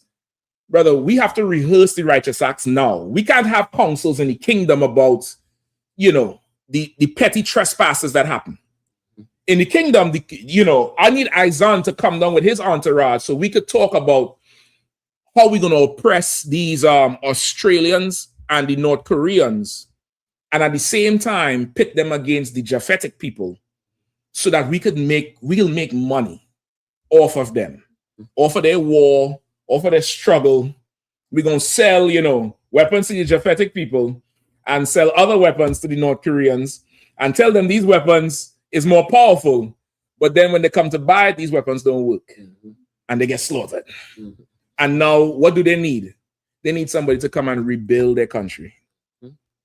And guess who's going to come and rebuild it? I'm going to call Levi. Levi, what kind of construction workers you all have down there? You bring that section down, man. We have contracts for you all. And we'll send Shapat and Barak down there as ambassadors to North Korea to say, listen, we're deeply sorry. We don't know what happened. You know, these Japhetic people, they're skilled warriors. I think they, you know, we'll fix the solution. We'll defend you against them. And Barak and Shapat going to wink at each other and we'll defend you against, at a cost though. At a cost. All that uranium and that shit you all have down there, you're going to pay us. We're going to send our top engineers down there. They're going to rebuild your city. That's jobs for our children forever. Now, does that sound strange? Ain't that what they're doing right now? When Bush bombed Iraq, bombs over Baghdad, you know who was the construction companies? Halliburton and Schlumberger. Y'all ever heard of them? You should go look them up. Those, I think, was they was ruled by Dick Cheney, or he had hands in them, and that was his right-hand man. Trump is doing the same thing right now in Palestine. You think they have time to beef? Why do you think these devils, they talk shit to each other and they be in the same room? Because their time is spent thinking how to oppress us. We have to rehearse the righteous acts now, because in the kingdom, brother, I'm squeezing blood out of their fingernails. I'm squeezing every penny, every diamond, whatever is the currency of the day, brother. I want it. If they figure out a way to make more, I'm taking 95%, and you better be happy for the 5%. And then you still have to pay tithes on that 5%. Oh, boy, I can't wait. Levi, so like, I'm going to come to you, pass the mic for the brother, please. I believe those companies you mentioned, so I believe they pocket 90% of those contract money and just spend 10% on building nothing. Yeah, I would do the same thing, observing the white man, you could see how to run the kingdom on the right-hand side. Because you could see, okay, he's doing it. The reason he's doing this is for that. You get the point? Now, if you have the Lord's laws and his Holy Spirit, you'll run a kingdom where they'll be happy to give you everything. Which is why the Bible says the gates of the kingdom will be open day and night, so the Gentiles could bring their forces in. You get the point? Like they would love to give us everything, because we're just such a better people. We'll produce a better, product for them. We'll just, our food is better. You get the point? Our style is better. Think about it. Everything that the world runs on today, Black people had such a hand in it. Such a big hand. People still buy Jordans. How long Jordan retire? And I think he has a say in the design of the damn shoe. You understand what I'm saying? Now imagine all that is in-house. You know what they will pay for us at? They'll pay for Israelite concerts to come down there and sing this music they don't know, but they do it right now. They do it right now. When these rappers and these singers, these brothers from the Caribbean go to Tokyo and Japan, and you see a damn stadium with a sea of people that don't speak English, and they love the song. Could you imagine we own it all? I don't got time to beef with you over what? For what? What the fuck is we even go to here and hear? Hey, Salaki Cap, some. Oh shit, Salaki, brother. My fault, brother. I didn't mean to say that. I didn't even see it. Oh, what's going on? Hey, listen, man. I just sacked this Japanese town here, but they gave me $50 million. I'm gonna send 10 over to you. What council we call him? It's just too much rulership to go around that. That's why we need to rehearse the righteous acts. You get the point? So now is this Sabbath day is more brotherhood. It's to give Israel a rest. Come on, please. Real quick, that one is that many mention in my father's kingdom. Can we tie that? What you could tie that. You could definitely tie it. You could tie eyes have not seen or ears have not heard the glory of the kingdom of heaven. You can't imagine the glory of the kingdom. You can imagine what you think it would be, but you've been oppressed for 400 years recently. Before that, it's been, hundreds and thousands of years. You don't know what it is to be free. We truly don't. We have no clue. Imagine your aspirations is to be the first of your nation or the only one in the oppressor's house, you trade that because in our mind, that's good. That's good money. Look how much money I'm making. It's Oprah Winfrey. Look how, and I had to work hard and I had to do this. Who's paying Oprah? What the fuck did he? You don't even know his name. Yeah, I want to be that. I want to be a myth. A silent killer. I'll show up. You don't even know who the fuck I am. I'll rehearse the righteous acts for that shit. Go ahead, Al. Salaki too, because I put that in my arsenal, the righteous acts. Come on. People keep saying the traditions, but as far as the myth part, I the dude who my old car, I had a note and it was too high. What I paid for was too high. And I asked the insurance company one day, who's the dude that owns this joint? Like the owner. And the lady told me, and I got him on my list. Listen, I'm gonna tell you something now. Whoever she told you is not him. It's not him. It's not him. Don't worry about it. The Lord is going to get them out of the caves and the mountains. Whoever she told you, it's not that dude. You know why? Because there's several of them that own it. That's why they form shell companies. It's a group. It's a group of white men who own it all. Get the point? Go ahead. If I could, as soon as you said a group of shell, a group of them, be owning all the gas stations and whatnot. I never forget. A couple of years ago, I had no idea the shell that's next to them, a BP gas station, a Bolero. It's the same family. They just changed the gas prices on the side of the road that you're going, but they all in the same family. They're all the same, Mark. I know this one was working in another. I said, "Don't you work down there?" They say, "Yeah." They said my family owns all of these. Yeah, and it's just different ones with different gas prices, but all the money's still good. They making plans about. Meanwhile, we beefing over what? You get the point? We need to rehearse the righteous acts. You get the point? So now the Sabbath is occupation. It's telling you don't force Israel to come into slave.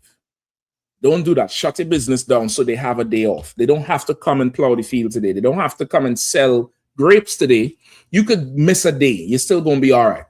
Give Israel the day off. Give me the other two I want. And then I'll get into this topic before time run out. Go ahead. Luke 14, sir. No, I think I won that one last. Luke, which one is that? That's as I won that one last. Give me Mark 22, real quick. All right, you got to run down with it. This is the book of Mark, chapter 2, verse 22. And no man putteth new wine into old bottle. Oh, Salam. Was it 22 or 23? All right. 23. Next.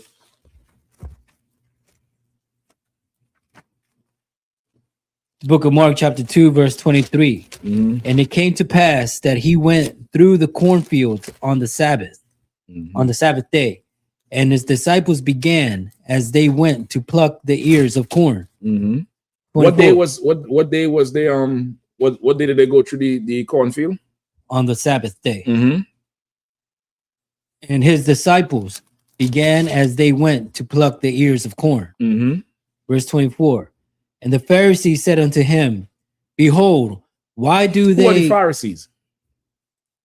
Just real quick. The priests. The religious leaders. The religious leaders. The religious leaders of the day, your Creflo Dollar, you this, you that. What did the Pharisees ask?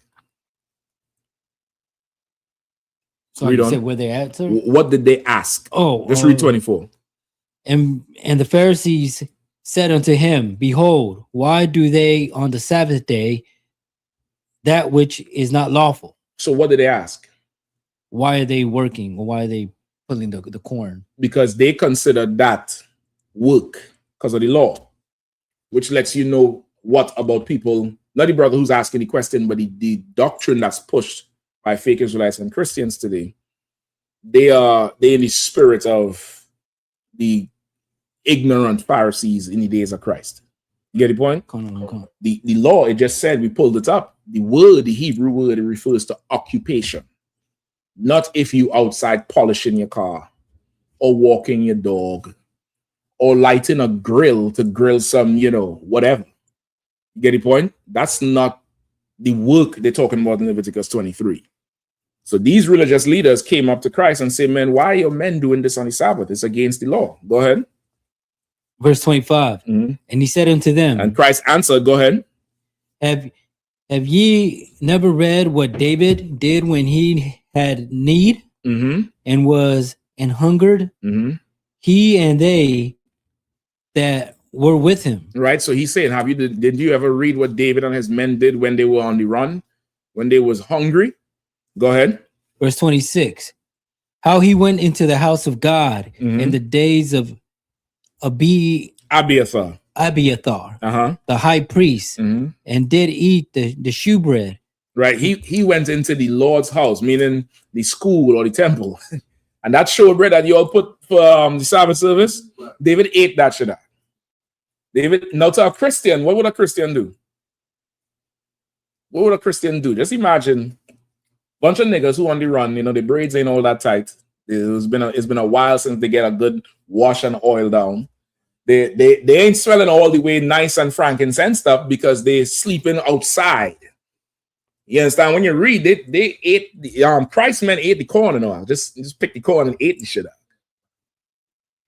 Christian, you walk in the Christian church, you go to eat the food that's there for show. That's what show bread is. Show bread is there for show. It's not bread to eat. It's for show, and it's meant to show the bountifulness of the Lord's house, right? Really, that show bread would be come out the oven that morning, which means a priest had to get up and do what? Knead that flour and let that shit rise. Wait an hour and a half for it to rise. Put to bake and let the smell go through, so everybody's smelling this fresh bread, and everybody coming for the Sabbath service, and that bread is sitting right there. You might get a little butter and put on the top of it, make that shit look nice and glazed, and you sit in there. And David and his men went in there and ate that bread. What is the Christian doing when they see David walking? First off, he ain't dressed like them. He ain't, he ain't a Roman like they are. David and his men come through that door, swords in hand, beard all thick. What's up? You got more? Where's the wine? And spill the wine on the damn table. What's the Christian going to do? Levi. They calling the cops out of work. They're going to be like, oh my God, you desecrating this place. Sinners, you going to hell. At least my belly going to be full. I ain't gonna be thirsty in that motherfucker, and all the men start to laugh. That's this. You get the point? That's this thing here. Because David and his men was hungry out. Keep reading.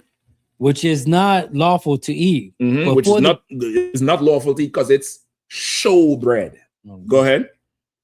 Which is not lawful to eat, but for the priests, and gave also to them which were with him. 27. And he said unto them, right? So this bread, only the priest would eat it. You get the point? This is not for everybody to come up there and eat this thing. This is the priest and the wine and everything there, because this is show bread. And it's just how, this is our culture. This is just our way, how it is. David coming there and eat the damn thing out. The Christian going to be like, nah, he's a low, he's this, he's that. This is the king of Israel. What the hell are you talking about? All right, go ahead. And he said unto them, the Sabbath was made for man, and not man for the Sabbath. Right? The Sabbath was made for man. The day of rest was made for man. It was made for you from the beginning. Read on. Verse 28. No, read that part again. 27. Like the Sabbath was made for man, and not man for the Sabbath. The Sabbath was made for man, but not man for the Sabbath. Flip that light on right there. But not man for the Sabbath. What does that mean? The Sabbath was made for man, but not man for the Sabbath. Let me let the young brothers answer. Go ahead, son. So the Sabbath was made for man, meaning that the Lord gave us this day to rest. And not man for the Sabbath would be yeah, that's the tricky part for me. Okay, you want to take a shot? Go ahead. Can I say what's I don't know the verse, but be not righteous over much. Think simple. Always think simple. The Sabbath was made for man, not man for the Sabbath. East Indians, they pray to the cow. We saw the video last week, right? They pray to the cow. They don't eat meat, right? For the most part, the East Indians, I think they're vegan or something. They don't like to eat meat. They don't like to kill the cow. The cow could walk all over them. The East Indians, you might need to look up some of the gods. You don't have to pull it up now, but they have a god in every part of the cow. The cow, them cows have the big lump on their neck. There's a god in that. There's a god in the horns. There's a god in the snout. There's a god in the dung. You could look up. In fact, you might have to pull that up, Shapad. Just pull up Hindu or I think it's Hinduism or East Indian image of gods in the cow, and you'll see how much. Go ahead. So every part of the cow, there's a god. There's a god according to them. Okay. I done ate all the gods, and I'm gonna eat more of the gods, soon. Now, what if I say the East Indian would say, "Oh, you evil for eating meat," and I say what? The cow was made for man, not man for the cow. What does that mean? It means the cow was meant for us to eat, not to worship the cow. Switch it to the Sabbath now. Break it down. So the Sabbath was made for us to rest, not for us to worship that day. That's it. Not to be a slave to the Sabbath. The Sabbath was made for me to do what the hell I want to do. I can't force nobody to go work. I'm not required to come to work. But everything else I want to do on that day, I can do. You get the point? I can do. The Sabbath was made for man. The Sabbath is to serve me, not me to serve it. You understand? But the Christians, they'll make you serve the Sabbath. They'll make you, they go to church. For the Christian, their Sabbath is Sunday, which is why they're off so much. Look at it. Look at this shit. You could X out that thing there, the little yellow thing in the corner on the top of the screen. Yeah, you could X that out. Don't worry about it. Salaki, sir, if I could. Go ahead. Hold on. You can put the blue background on. Go ahead, Arawadia. It's the goddess Lakshmi that resides within the cow. Say that one more time. The goddess Lakshmi in Hindu that resides in the cow dung. Damn. Lakshmi is one of the main gods too. Go over there to see where media assets is on the right hand side. For 1 second now. Come down. Just stay away from that red button. All right. Go all the way to the bottom of that section. Scroll all the way down. Come up a little bit. Come up one more. You see the blue shield right there in the second row. Second row. You hit that to water. I appreciate that. Lakshmi is in the dung. I did not know that. You could go back to the comments to water. All right. So we don't got to serve that thing. I'm not bowing to that. I feed it grass and water, make sure it don't get foot in mouth, so I can put it on a plate. I'm doing it a kindness before its life comes to a short end, because that thing was made for me.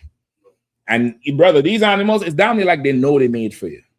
Like if you talk to any good farmer, you ain't got to pull that thing in the slaughterhouse. Even the sheep. That's why the term like sheep to the slaughter, because sheep they'll just go to be killed.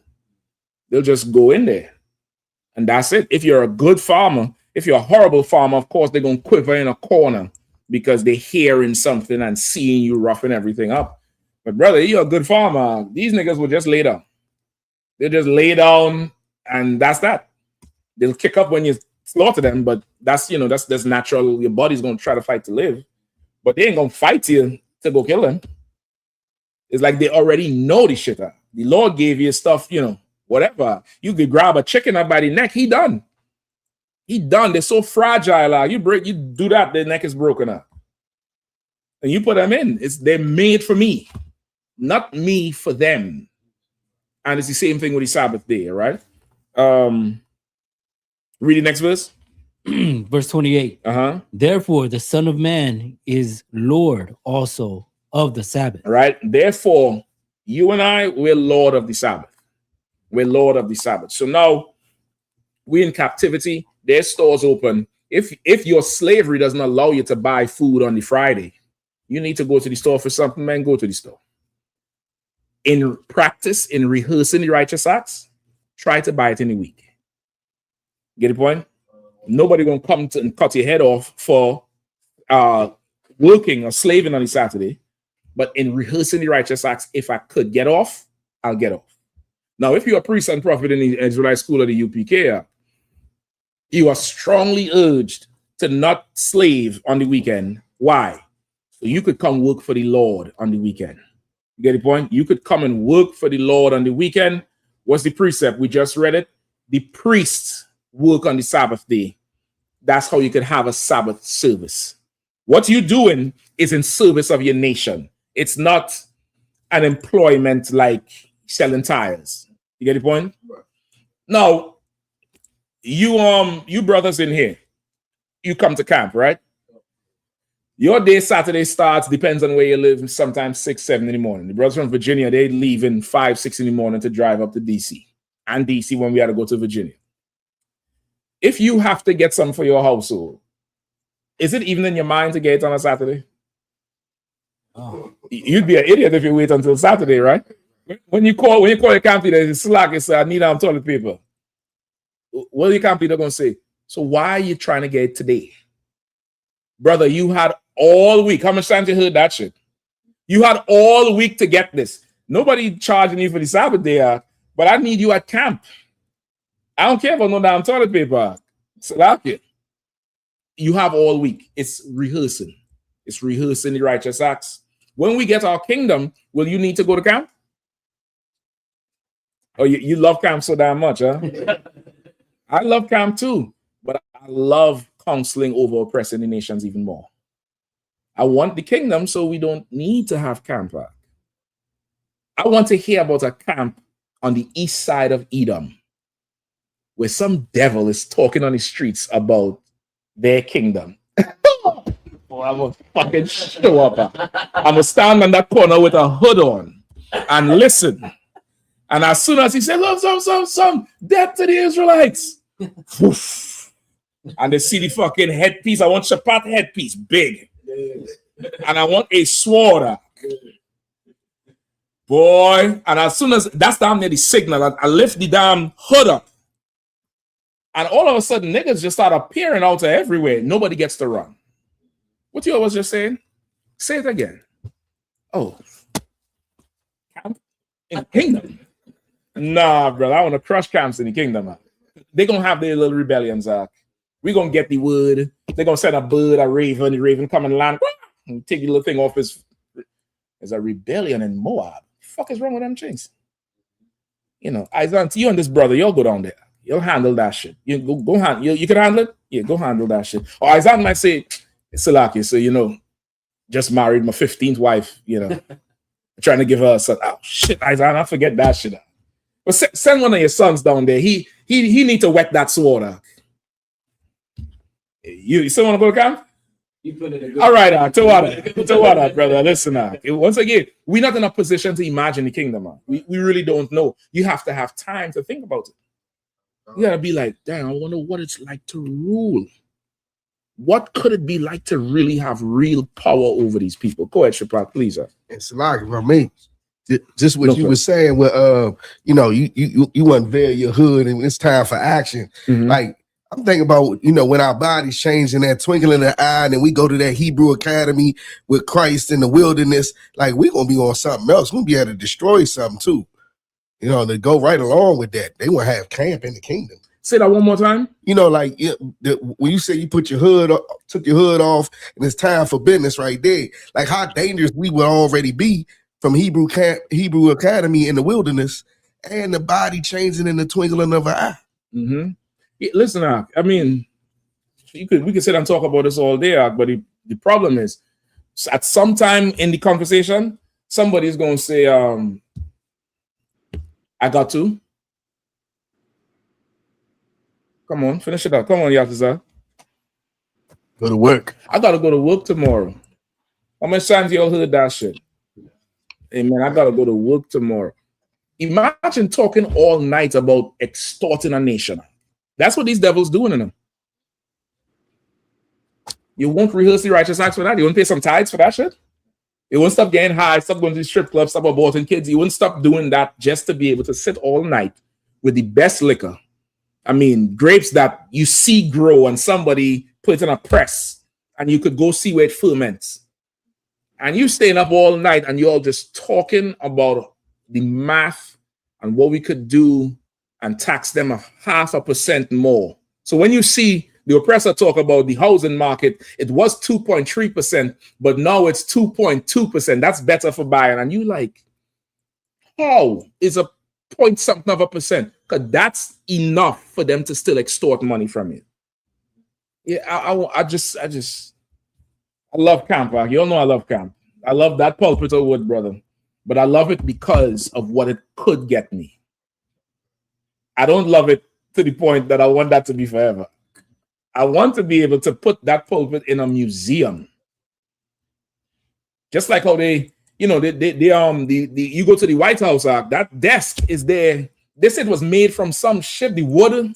It have a whole history with the wood they used to make the desk. And then the desk was, sat in by so many presidents. I want to have the pulpit up there and say, who stood on this command during Yahanna?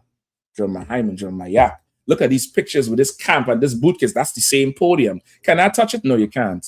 Your fingerprints will deteriorate. The same thing they say in the museums. They don't let you touch shit because they say the oil from your hand going to deteriorate. I don't give a damn. I'm going to make up some myth. They say if you put your hand close to it, it'll break your fingers. Something. That's what I want. I want that shit. And because of that, I'll rehearse the righteous acts. Come on, Levi, real quick. Me, I don't want. Not too long ago, they had a expose at the Penn Library in Philadelphia about the Haitian Revolution. So I went there and I'm looking at the documents I don't want that these people have, our records. And I'm just thinking about it, like how the hell these heathen have our stuff and I have to look at it behind a glass. I can't even touch it. Mm-hmm. This is how much rulership they have over us, where our stuff, they have control of it. And we just got to go looking at it behind a glass. Or it's just, it's just, I mean, brother, it's so much power to get in this thing. Let me finish this the Sabbath one. Give me the last one I want in Luke, all right? Real quick. Luke 14. All right, and then we're gonna get into the 250. I think we have a heckler. Let me see that comment out. Shapat, let me see that comment out. You switched off of the screen way too fast. Hold on. We say who cares what day it is? Nobody works. My feeling, my fellow ninjas. Great. I like them type of devils. I like them type of devils. He say, wow, you guys write yourself into every story. I think that's you, devil. I think that's you. You're the last samurai. You're the last of the Mohicans. Right. Matt Damon make a movie saying the Martian, and it's about him. I was expecting to see aliens. He's the Martian. How many fuck is that? I don't get that shit. Right. How is you talking about we write ourselves into everything? Everything came from us. The Bible said Jacob is the former of all things. What is you talking about? But I like devils like that. Him? That's my bread and butter, brother. It's my bread and butter. Let me get his precept out. This the book of start at 3, sir? Yeah. Okay. Come on. This is the book of Luke, chapter 14, verse 3. And Jesus answering spake unto the lawyers and Pharisees, saying, Is it lawful to heal on the Sabbath day? Verse 4. And right, so they're saying, is it lawful to heal on the Sabbath day? Meaning this person who he healed had an affliction, and they would have had their affliction this whole life. And these fucking Christians trying to say he's evil. How many Sabbaths this man spent in hell, or this woman, whoever he healed? And they're so evil, they're trying to say Christ is wrong for healing on the Sabbath day. They didn't understand the Bible. They didn't understand it, and they're stupid as, a box of rocks. They're dumb. Go ahead. Verse 4. And they held their peace, and he took him and healed him and let him go. Verse 5. And answered them, saying, Which of you shall have an ass or an ox fallen into a pit? It will not straight away pull him out on the Sabbath day. Verse 6. Mm-hmm. And they could not answer him again to these things. He had to cut them. He's saying, you want to charge me for this dude. But which one of y'all donkey could fall into a ditch on the Sabbath day? Because, of course, they're the religious leaders. 1 second. And then you would not go pull him out. And they couldn't answer because they have done it. They probably did it that same day. That same day to come down there and charge him, they probably have some old expensive chariot driven by, you know, donkeys or horses or something. And some shit happened that morning. And he's saying it. And they're like, oh, shit. How the fuck he know he did it? Cut it. Let's go. And that's usually how it happened at camp. You might see a brother might say something in mic at camp, and you see the person and they look and then they walk off. And you, to the people looking, is like, oh, he got cut. You have no idea if the Lord done had you say something that happened to that person 2 hours ago. Right. And in their mind is like, what the fuck he know? But they can't stand there, and that would mean you niggas is right. So they leave. You get the point? That's, once again, this is his program, man. This is not ours. Like, nothing we do or say is from our accord. Keep going on. It's lucky. Bro. When you brought up the camp, I wanted to say a second thing, but the first thing, it was crazy. Like in the scripture where it say it brought up an animal. It's like it's evil. It's evil. You understand, and not understand, you know, what the Lord really trying to say right there. Because it's like that would they would have left their brother down there too. Like if their brother fell in the hole based off what they saying, you down there now. You got to stay there. I mean, the Bible said the Lord will pour his spirit out unto the youth. Young men gonna prophesy. Like that's a leveler. Like you okay, yeah, you'll pull your animal out the ditch. Mm-hmm. I'm pulling this brother out a ditch. He's in his ditch his whole life. Mm-hmm. You want me to leave him there one more day? You're an evil motherfucker. You're evil as shit. And that's okay. Dealing with Christians, their questions are not really questions. Right. They're just evil as shit. Mm-hmm. And you just being there, it bothers their existence. So they got to say something to do what? To make you look like them. They want you to be evil because they're evil. They're some evil ass motherfuckers. So that's it. So really, you're not gonna find something that's saying don't buy on the Sabbath so much, because if you do, show it to me. It's possible I could have forgotten. Somebody could do a quick search if it comes up. But that's a conflated doctrine. You wouldn't be able to buy because nobody's supposed to be slaving. You would buy the day before.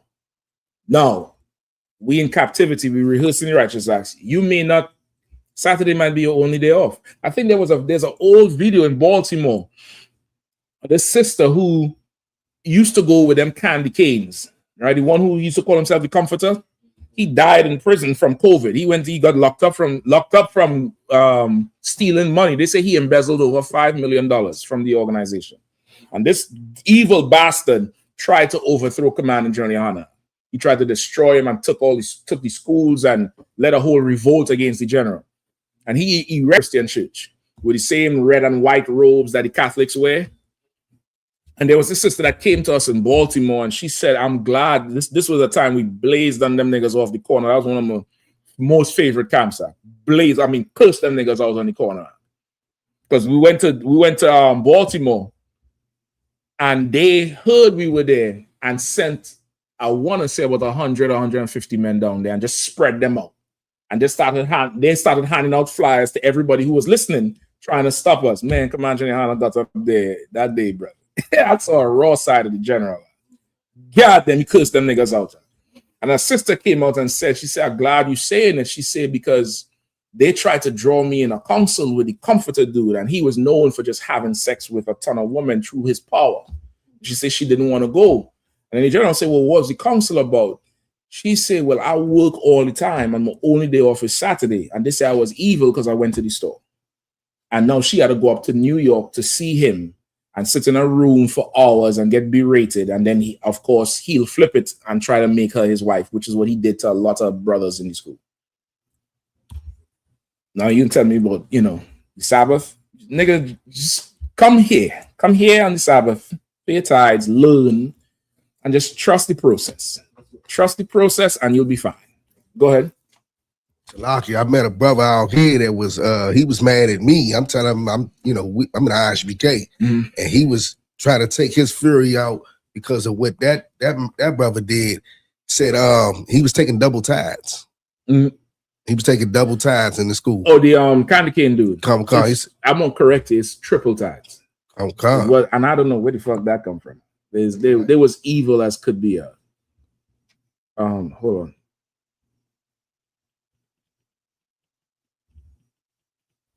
Okay. So lucky. Where we at? Okay, let me get my topic. All right.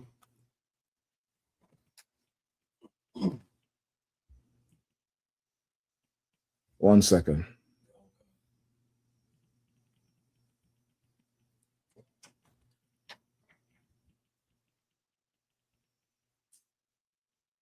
Okay, so you have coming up America's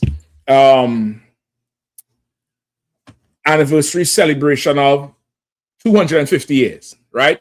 250 years of independence. But now you had to really ask yourself, okay, that maybe you don't have to ask yourself, but I do. I tend to try to do a lot of America's history, their politics, their constitution, because I'm not used to their system. I'm not used to America's way of life and their system and how they operate. So I took a look at this Declaration of Independence, and it blew my mind up. It blew my mind. I don't know how much of you all have read it. Have you all read it? Okay, yeah, we're gonna get into it tonight. Go ahead, Levi. I was gonna say I've read it in the past, sir. You remember it though? It applies today something horrible. They talk about 250 years of excellence and this and that, and they don't never talk about all the genocide they committed on the Native Indians. They don't talk about the slavery and the oppression and the murder and the lynching they did of the Negroes in America, and by extension throughout all the Americas. You get the point? They never talk about it. So what exactly are you celebrating 250 years of? Let's see it. Somebody could pull it up and read it. Whoever has the Declaration of Independence, I need a good reader. Let's read it. Also, too, do you have the video from Bakwash? Bakwash, please send him that video up. All right, I'm gonna need that video in a short second. All right, let's go. I'm gonna try to make this as quick as possible. All right. Sir. You might have to check your phone too. You could have sent it to your phone or something. I'm ready when you want to, sir. Yeah, go ahead, please. The Declaration of Independence, adopted on July 4, 1776, in the public Slow domain. down a little bit. Go ahead. No, I need just read the Declaration of Independence. The Declaration of Independence in Congress, July 4th, 1776. The unanimous declaration. Also, to pull up for me, it's a war. It's a famous war in 1791, I believe, with the Iroquois. They also call the what's the other name for the Iroquois? Something Manantaho, something like that is another name for that tribe. There was a famous war, I think, in 1791 that America lost. God and them bust their ass out. Go ahead with the declaration. Sir. I also got that thing you talking about as far as the Iroquois, sir. No, so what's the other name? The other name is Salakia. Also, so the name of the war was the Northwest Indian War. And the other name was Manitou, Iroquois, Lenape. Might be the first one, but give me the other thing too, please. Sir. The Declaration of Independence in Congress, July 4th, 1776. The unanimous declaration of the 13 United States of America. Go ahead. When in the course of human events, this is exactly what they wrote to, I think it was King George. Somebody could double check that, whoever was in power in UK at the time. This was their complaint to Britain at the time. And this is what they declared. I think this is after about a whole year of war. I think it was started in 1775 with Paul Revere, when he said the British are coming. I believe that's 1775 or maybe a year before that. So this is after all of that. This is what they wrote as their final riot act to Britain, that we done with you. Right? Go ahead. When in the course? When in the course of human events, Mm-hmm. it becomes necessary for one people to dissolve the political bands which have connected them with another. Now, hold on. This is the first fucking line. The first line. Brother, just understand what I'm telling you. The white man is a lying hypocrite. He's an absolute hypocrite. How could he write this having slaves? And then later on said the slaves that tried to escape had something called drapetomania, which was what they said was a mental illness of why slaves kept running away. When they ran away from Britain, it said during the course of human events, meaning in life, there's going to come a time where one group of people has to sever ties with another group of people. Why? Keep going. And to assume among the powers of the earth the separate and equal station to which the laws of nature and of nature's God entitled them. Right. So this is just pretty language to say they're separating so that they could enjoy the powers of the earth that God wants everybody to have. But the slaves do. And the Native Indian people. Like that's not here because they have slaves and they've taken the land from the native people. But he's saying we want these powers that the Lord entitled everybody to have. Keep going. A decent respect. A what? A decent respect. Being 3/5 of a human. A decent respect. We take in your land. A decent respect. The Trail of Tears. A decent respect. Go live on a reservation. A decent respect. Go ahead. To the opinions of mankind were causes which impel them to the separation. They're saying that there coming a time where one people has to separate from another people. And it's merely to enjoy the powers that God wants us to have. And because of that, I have to write this to you to tell you why I'm separating from you. Just like, in today's society, it would be, people break up with people on the internet and they make a post. That's that. Make a long ass post about everything you do. This is a breakup letter here. The Declaration of Independence is a breakup letter between two horrible devils. Keep going. We hold these truths to be self-evident that all men are created equal. While they had slaves. While they took the land from the Native Indians. Go ahead. That they are endowed by their creator with certain unalienable rights. Who? With certain unalienable This is rights. a Declaration of Independence while you had slaves. They say George Washington had what? 300 slaves? Yes, sir. Brother, they said he would move his slaves from Pennsylvania 6 months out of the year because there was some abolition act that they put in place that would give slaves freedom in the North. And so that his slaves wouldn't qualify, he would move them out of the state for a certain period of time. It's like, it's like they fire you just before your retirement so you don't get your pension. Brother, these people are you celebrating 250 years of a lie. It gets worse. Keep going.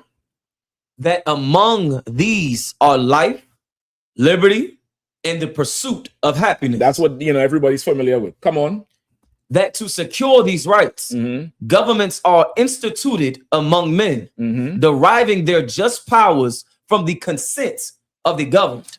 So now to be able to enjoy life, liberty, and the pursuit of happiness, men must make a government for themselves, by themselves. Meaning men had to get together and decide who's going to rule over them and be okay with these men ruling over them, which is where they say the democratic process comes from, which is opposite to England because their rulers come from what? An election? Where does their ruler come from? Well, some retard has sex with somebody they call a queen and make a prince, and the throne just passes to him. You get the point? Or some war and some other ruler would take it over.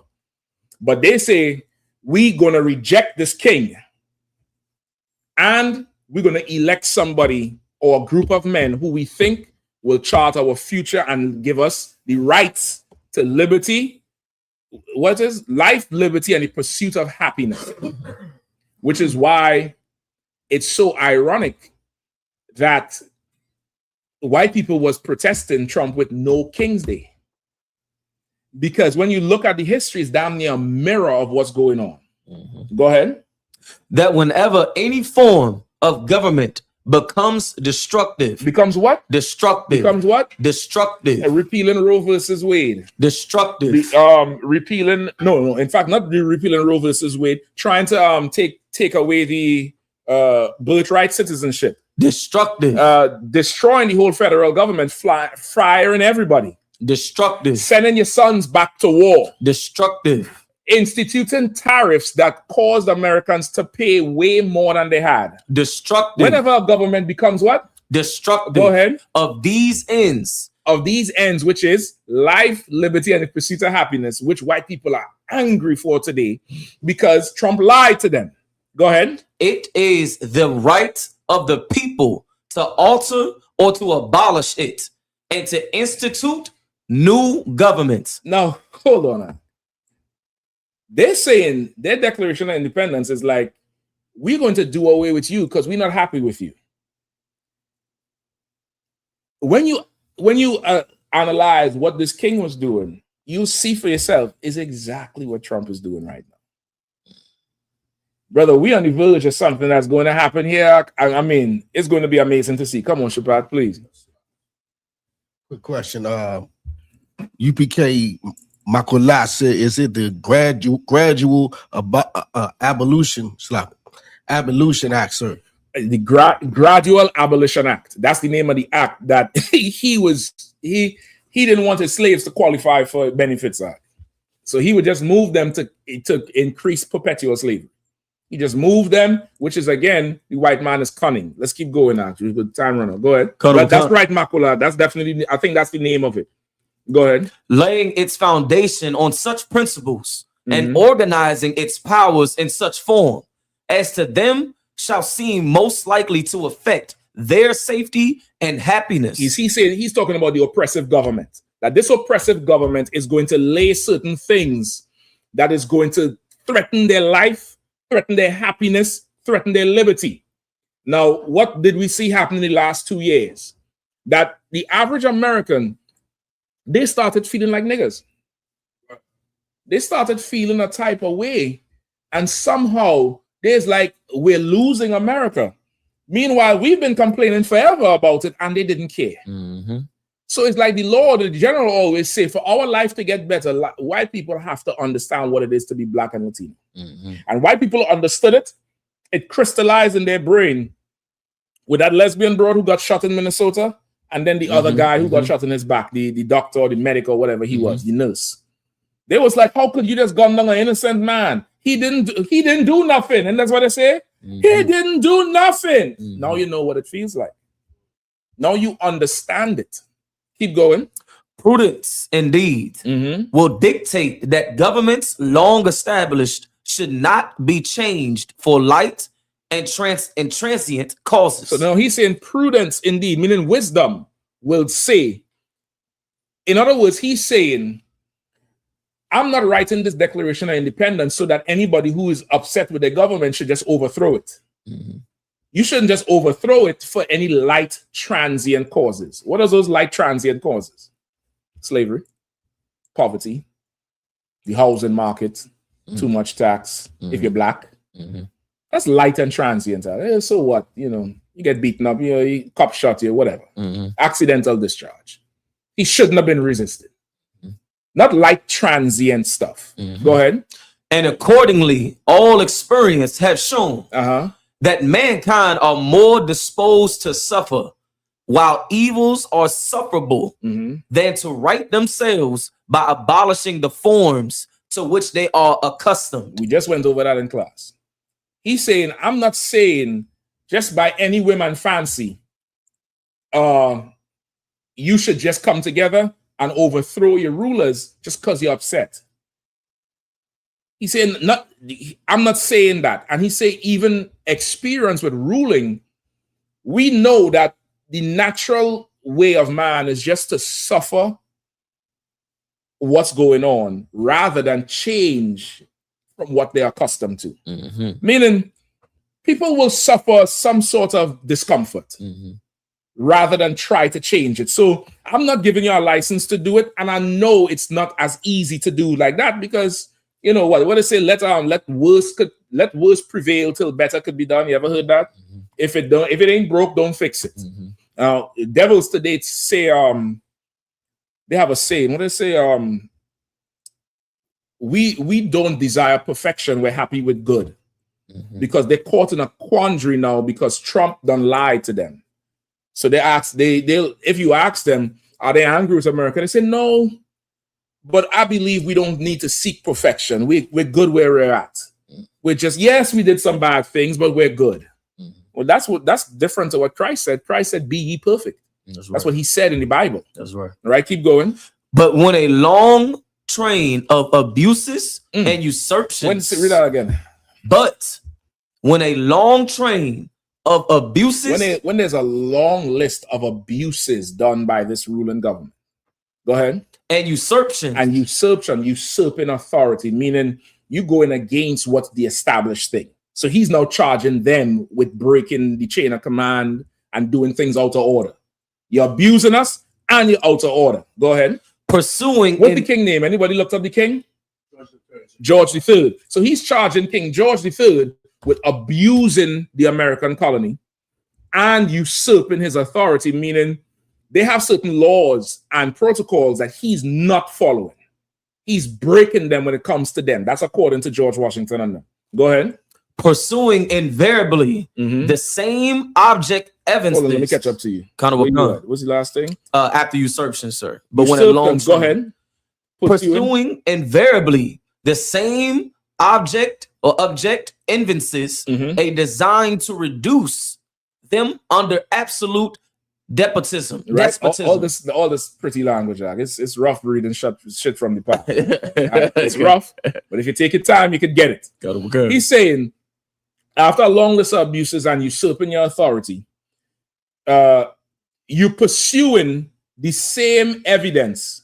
That's what evidences mean. The evidence that designed to reduce our rights under absolute despotism. I mean, a despot is somebody who rules with an absolute authority. What I say goes, that's that, blah. Just think the British crown. You get the point? Like a dictator or authoritarian or a Trump. You get the point? Or a Trump. You get the point? That's really who he's describing. Go ahead. It is their right.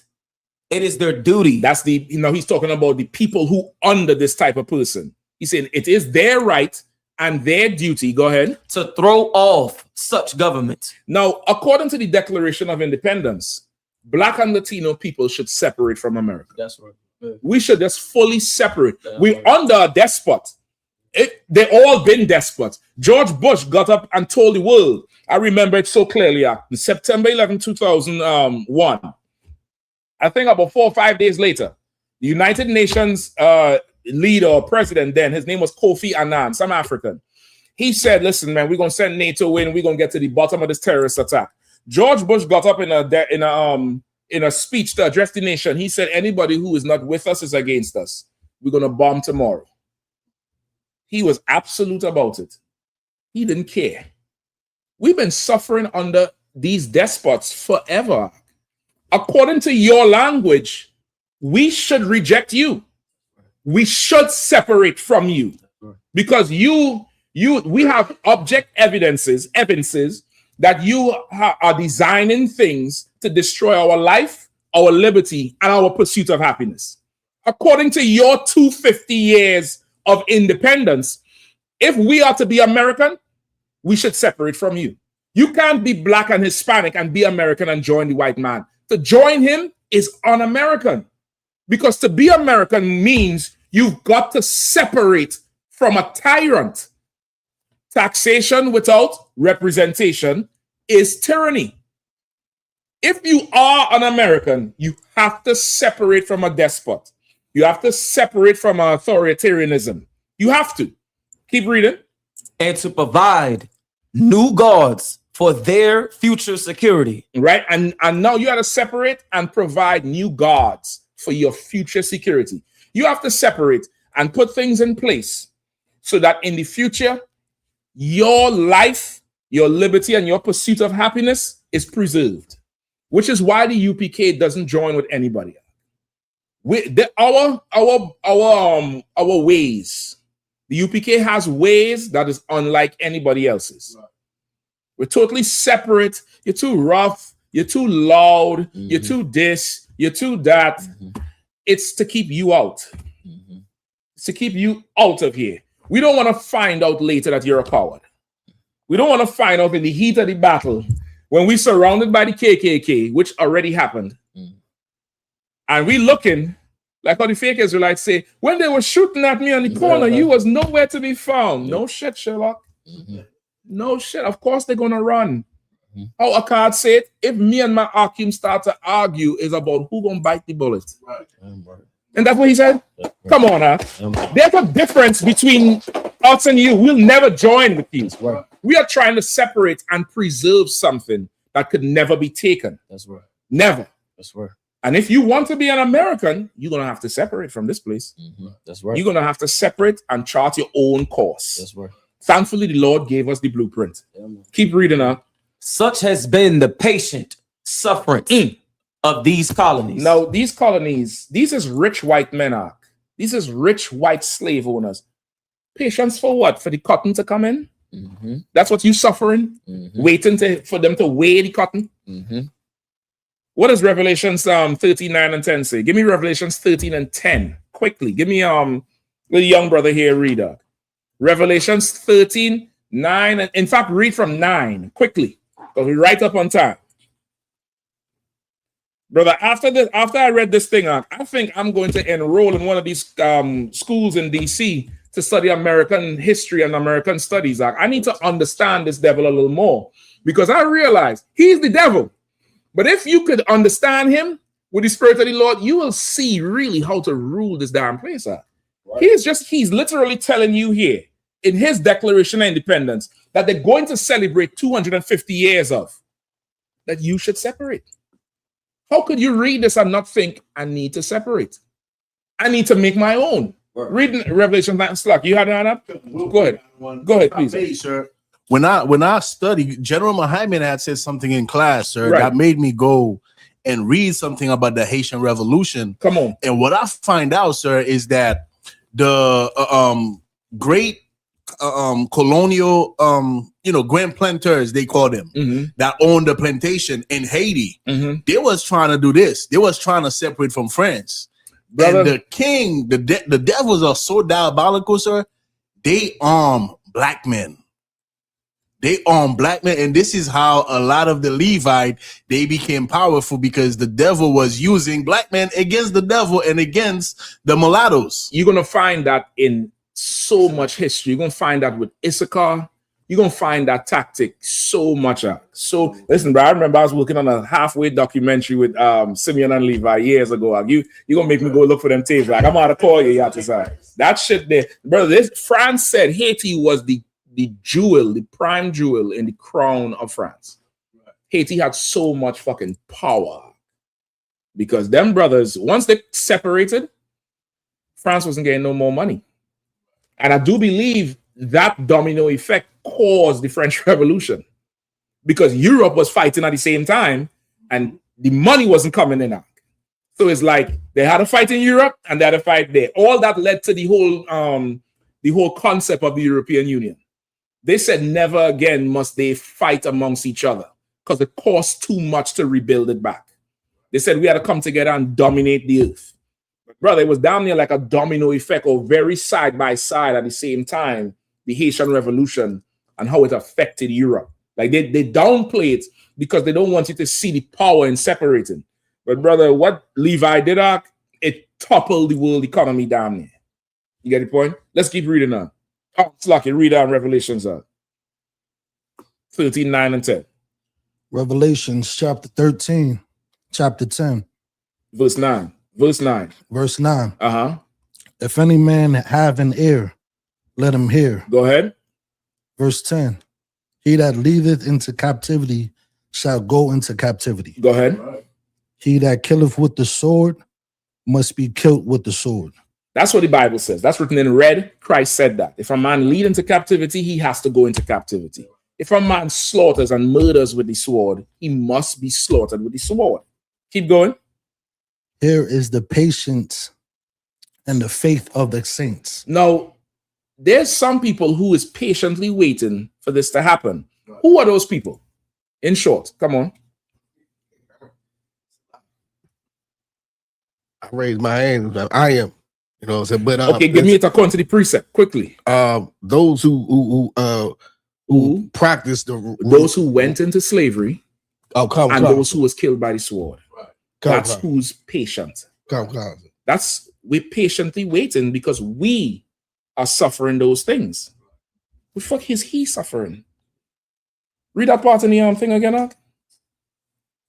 Such has been the patient sufferance of these colonies. The colonies, oh, poor colonies. Poor colonies. King George sent you all out to cut cane. Tend to the horses. You all was living fat and wealthy, and he was taxing the skin off of you, and you didn't want to pay no more taxes. Like who? Like who? Like Trump. Remember, he doesn't want to pay the taxes. Remember, he didn't even want to turn over his tax records. Remember? Because he wants to make all this money without paying the damn taxes. You understand? Keep going. And such is now the necessity of which constrains them to alter their former systems of government. And now, because of all of this, because of all the suffering, and because of all the abuse and the usurpations, all while they're whipping slaves up. They're writing this, whipping slaves, and they're writing this. Somebody in that somebody look up. Oh, hold on. I think it's that same war. We probably can't go into that war in 1791. But somebody look up where George Washington gave an order to go burn. I think it's the same Iroquois to go burn their fields out. Somebody look it up. There's a speech he made or order he gave to burn the fields of these Native Indians. And they said he told them to just burn everything so that they starve.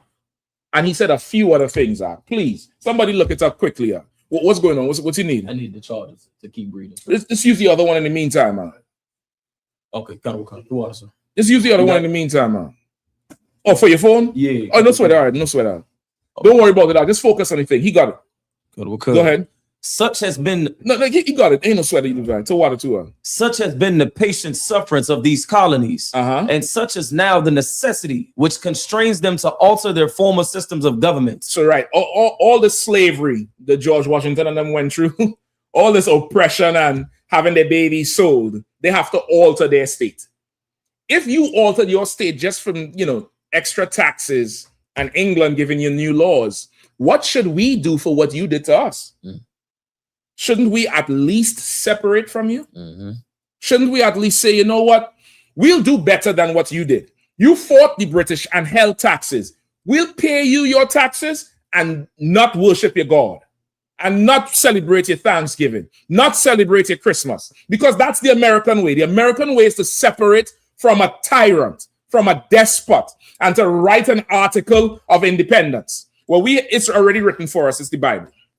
And the Bible says, gather together, O nation not desired. One line. We don't need a whole dissertation here. We don't need that shit. We got one line. We one hitter quitter. Gather together, O nation not desired. If you are Black and Latino and you want to be a real American, you should separate from America according to their Declaration of Independence. Right. Go ahead,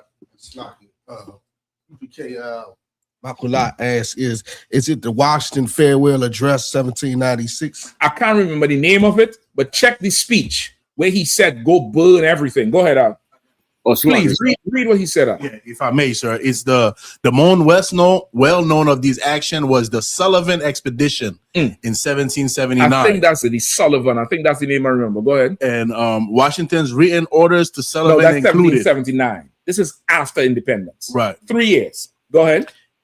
His written orders included directing the campaign against the hostile tribes of the Six Nations. Why are they hostile? Why are these 6 nations, the hostile, remember they get together. Why are they hostile?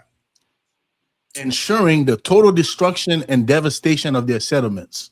Why? Why you think they're hostile? You was hostile 4 years before. Right. You don't understand when another man is hostile, when you threatening his life and liberty and pursuit of happiness. You don't understand that. No problem. For the 250 anniversaries, instead of lighting a grill, separate from America. Be a real American if you really want to. I ain't finished, Levi. Keep going. Come on, sir. Explicitly ordering his troops to ruin their crops now in the ground and prevent their planting more. He ordered them to burn all their crops. They ran them off the land. Then he said, burn the crops and destroy the ground so they can't come back and plant no more. I think it says it there. He said, I want them to starve to death. Not be killed in war, you know, to waste away. Brother, right there, sir. It says it. Please read it. It says here, the expedition successfully destroyed over 40 villages and burned an estimated 160,000 bushels of corns and extensive food stores. As a result, thousands. Hold on. They threw tea in the river over Britain because Britain was ruling over them and being oppressive. What the fuck God and Reuben did to you for you to do 160 bushels of corn? You just destroy people. Keep going on. As a result, thousands of indigenous people were displaced and forced to seek refuge at British-held Fort Niagara, where many perished from the subsequent winter conditions and starvation. That they wanted to just kill everybody. You were our King George Washington. You were the British to us. And we still came and served you and fought in your military and been your native Indian code talkers and showed you how to survive and share culture with you, you devil bastard. Right. Sir, your 250 years is going to sign, seal, and deliver the Lord's judgment. Go ahead, Arawadia, please. By the way, this Sullivan expedition was during the Revolutionary War. See? After they don't get the independence, right? After they don't declare it, I should say. Like they wrote this nice dissertation and still couldn't see our humanity in the shadow of theirs. Keep reading this thing here. The history of the present king of Great Britain is a history of repeated injuries and usurpations, all having indirect object the establishment of an absolute tyranny over these states. To prove this, let facts be submitted to a candid world. So now he's saying the history of King George in Britain is repeated offenses, abuses. What have you done to us, America? What is your history that you gonna celebrate? You tell me. You'll go look up the battle at Little Bighorn or the Battle of Wounded Knee. Go look up those things, man. Go look up the Trail of Tears. What have you done to us repeatedly? Should we not separate? Should we not do the same thing? Right. If you really want to be independent, you want to celebrate 4th of July, separate from America. Start it on the 4th. Your declaration is already read. Keep going. No, there's a few. There's about, I forget how much, it's about 20-something items he wrote here of charges against Britain. All right, give me, hold on, let me see where we are. Give me number 5. They're not numbered, so you had to count down. Okay, 1, 2, 4, 5. I got it, sir. He has dissolved representative houses repeatedly for opposing with many firmness, with manly firmness, his invasions on the rights of the people. Now, read that again. He has dissolved representative houses repeatedly for opposing with manly firmness his invasions on the rights of the people. Now, representative houses is like your political houses or your departments that oversee certain things with the people. They say King George dissolved all of that. Anybody who came up against him. What did Trump do the first week, the first month in office? Department of Education, gone. This one, gone. Federal this gone. That gone. Anybody who even talk about him, gone. Give me give me 2 down from that one. Khan. He has endeavored. Now read this slow. You got to get this one. Go ahead. He has endeavored to prevent the population of these states. He said King George has ventured or was driven to stop the population of the states, of the colonies. Look how. For that purpose, obstructing the laws for naturalization of foreigners. So King George stopped immigration. Yep. Damn. We shouldn't separate. That's what Trump is doing right now. He had a whole ICE campaign. George stopped foreigners from coming out. He said, nah, we're going to stop the naturalization of foreigners. America rebelled.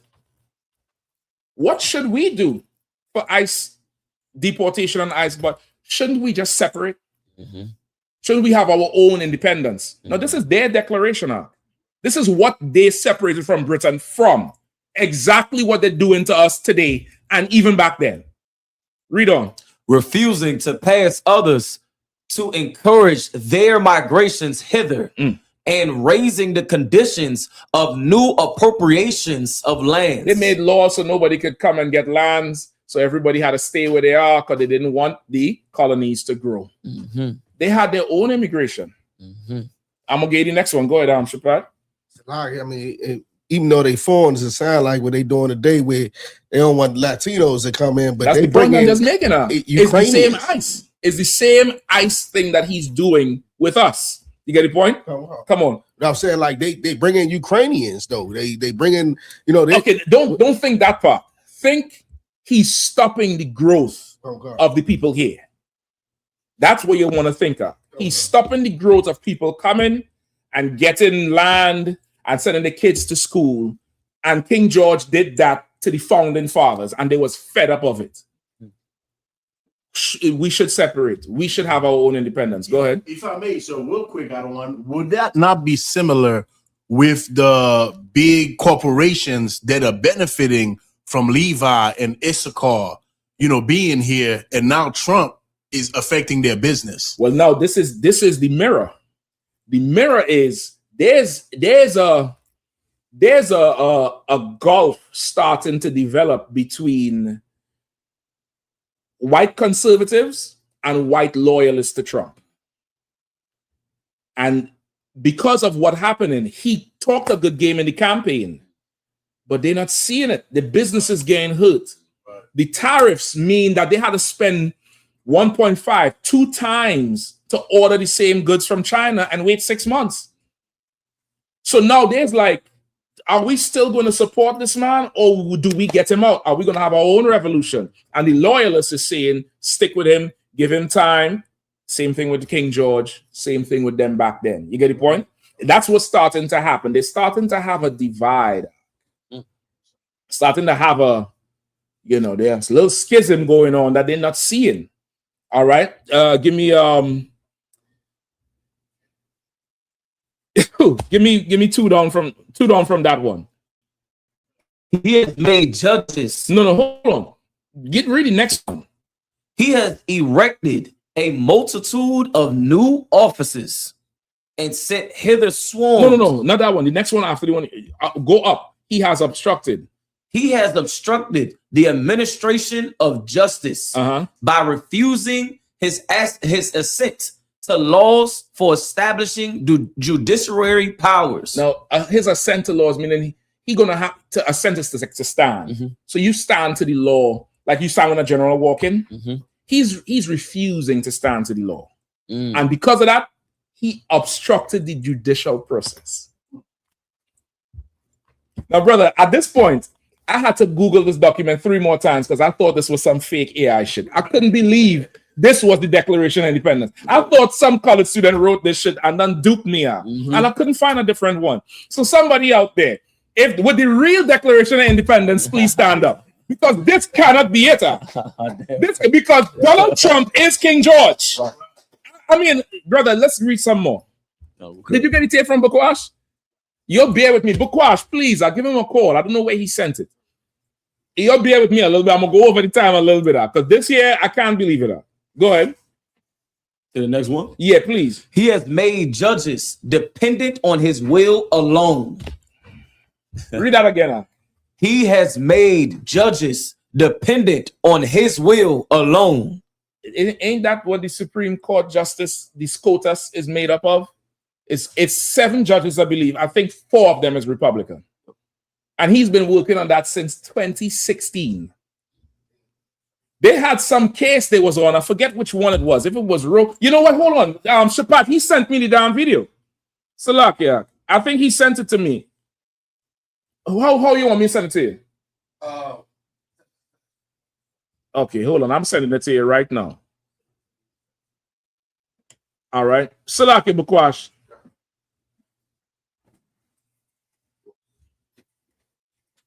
You might need to get the timestamp though.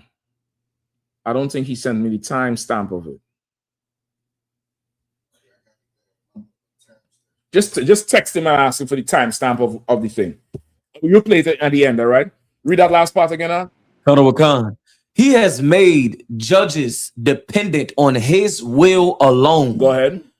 For the tenure of their offices and the amount and payment of their salaries. Ain't that Donald Trump?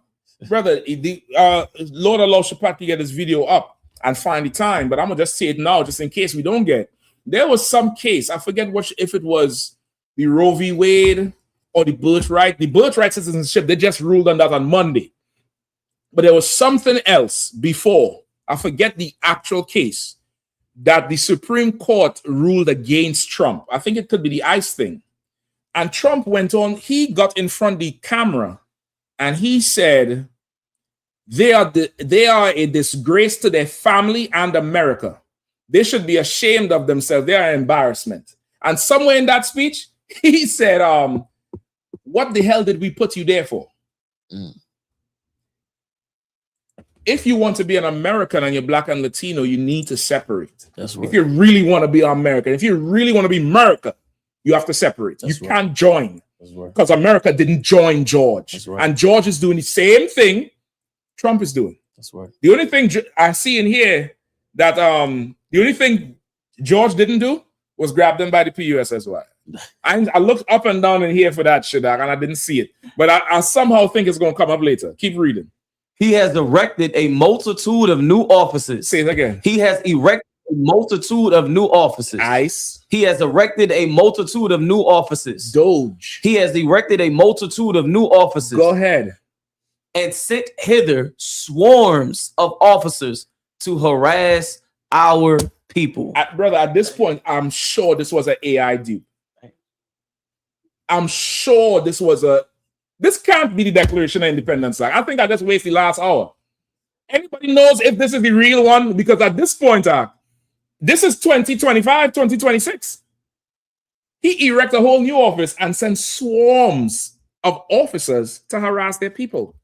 Is this what George Washington wrote in 1776? Anybody know? Because I don't think it. I didn't send you the article, right? No. I didn't send it to you. You pulled it up on your phone. How the fuck we put up the same fake news?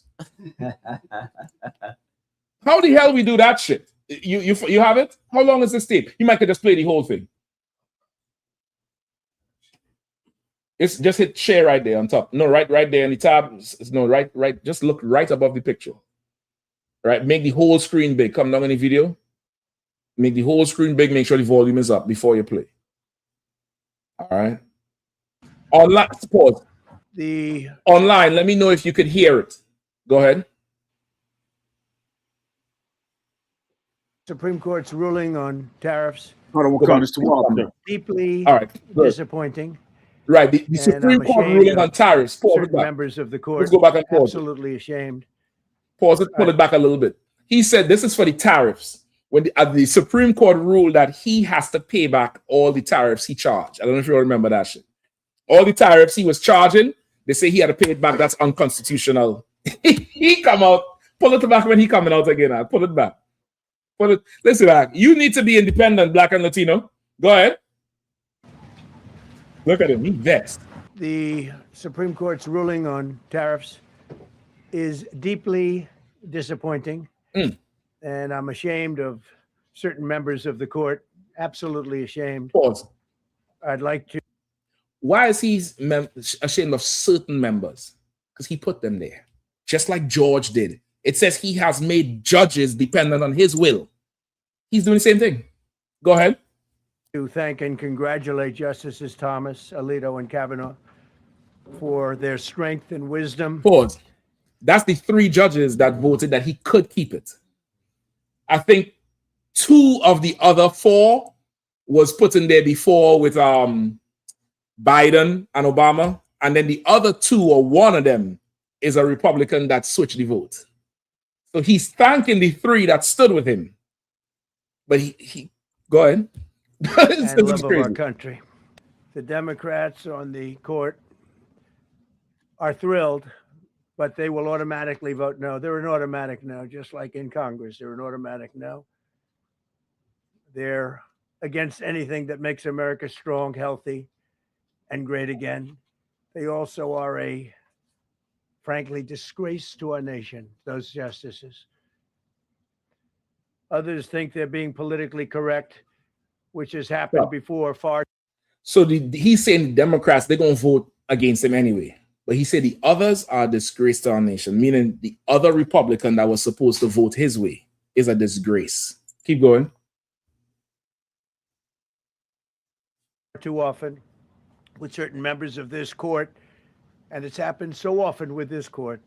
What a shame. What a shame. Having to do with voting in particular, when in fact they're just being fools and lapdogs for the rhinos and the radical left Democrats, and not that this should have anything at all to do with it. They're very unpatriotic and disloyal to our Constitution. Pause. He said they're fools and lapdogs because he put them there to vote when he say vote and to not vote when he say don't vote. And that's why he says some of them call themselves being politically correct. They're going off script, which is why, if you notice, he ran the second time and he didn't have Vance with him. Remember? Not Vance. What's his name? Pence. Mike Pence was there the first time. Remember, Pence was supposed to not concede. Pence conceded. He said, fuck this nigga. He's done. He's done. This is King George. This is George Act. Let's keep reading now. It's a couple more and we're done. He has kept among us. Read that last part again about ICE in 1776. The British ICE. I don't know if that's a different type of ICE coming from across the pond. He has erected a multitude of new offices and sent hither swarms of officers to harass our people and eat out their substance. Wow. Nobody talking about all the money and goods ICE done took in these raids. Nobody talking about that shit. If police does get accused of stealing your shit, you think these ICE agents is just here for the illegals, and that's it? You get deported. Who the fuck gonna take your car and shit? Who gonna take all your money? So log it, sir. This right here, after you done broke it down, this is gonna be my next can speaking, but I think all I'm gonna get out is Shalom. I think you're gonna get up on that. Yes, log it. What you said is important. I'm still going after the class just to make sure this is the real thing. Because right now I still don't believe it's real. I think they have got the damn internet so plugged. I'm getting fed an AI one, and this is not the real Declaration of Independence because I can't believe it. Keep going. He has kept among us in times of peace standing armies without the consent of our legislatures. What is that? What is standing armies among the people without the permission from the legislative or the Congress? The National Guard. That's the National Guard. So George put National Guard among you and you felt oppressed. You separated. We should separate from America to be American. It's kind of like an oxymoron. You would think to become something, you have to join it. If you want real equality, you have to separate. That's their Declaration of Independence that you love so much. Life, liberty, and the pursuit of happiness. Ain't that what Will Smith said in the damn movie when he made the movie about the nigga? In the pursuit of happiness, you can't join them. You cannot do it. Let me see if there's any more. Hold on. Skip down for cutting off. For cutting off our trade with all parts of the world. Y'all need more? Brother, I don't think there's any. Hold on. I can't. Hold on. It's so much, Chuck. It is so much. For transporting? Give me not just before transporting. Okay. For depriving us in many cases of the benefits of trial by jury. That's Trump for sure. Hold on, no. Skip down. There's another transporting one. He is at this time transporting. He has plundered. Got it. He has plundered our seas, ravaged our coast, burnt our towns, and destroyed the lives of our people. How could you write that and then write the Treaty of Sullivan or something, the Sullivan Declaration, and tell them go burn everybody? We have to. If this is a blueprint of the free world, we must separate. We must. We have to. That's what the official report says. You ever hear the what they call the coroner's report? We're doing a whole autopsy on the Declaration of Independence. We're cutting this thing down the middle and seeing the real cause. The real thing, the findings we finding right now, coming straight from the morgue, is that we have to separate. Right. We have to. There's no other way. Give me one more. Give me the last one. Very last one? The very last one. He has excited. Yep. He has excited domestic insurrections amongst us. Well, who are we talking about? We talking about George or Trump? Read on. And has endeavored to bring on the inhabitants of our frontiers the merciless Indian savages, whose known rule of warfare is an undistinguished destruction of all ages, sexes, and conditions. He's saying George threatened to recruit Gad and Reuben to fight against them. And George is saying that's so unfair because Gad and Reuben have a reputation of being merciless. Well, you have a reputation of being merciless too. And according to your declaration, you was merciless because you felt you was being oppressed. So you the savage. You the ruthless devil savage. And we need to appeal to somebody to separate from you. That's right. Like you mad about it. And this here, brother, there's a whole other side of this I wanted to go into. You know that they have a love-hate affair with things they want to kill. The white man, he'll go kill a deer, but he'll become the deer to kill the deer, put the deer piss on him, and dress up like the deer. The white man will do the same thing with Gad and Reuben. And that's why still today you have the Washington Redskins, the Kansas City Chiefs, the the Atlanta Indians. Why his helicopters are called, the missiles is the Tomahawk, and the this and the cars is the Cherokee. Because even though he loves to hate us and murder us, he can't help but have an admiration for us. He can't help but do it, which is why even January 6th, remember that Q Anand Shaman, the one who stormed the Capitol dressed like a native Indian, because even though he hates us, he knows our fight against him was for real freedom. He looked at how we fought against him and resisted him. Like, these people are really free. I'm not really free. I don't have an identity. I'm just known as a failed Brit. You just have America. You are a failed Briton that just came over here and wanted to be like Britain, but you couldn't really be like Britain. So you chose the next best thing, which was to become American. So the only way to become American is to kill the American and then become him. If you really want to separate, if you really want to celebrate 4th of July, you must separate from America. It's a necessity. You have to do it, or else you're not really American. You don't believe in the Declaration of Independence or the Constitution. With that, I pass the class over to Priest and Officer Boy.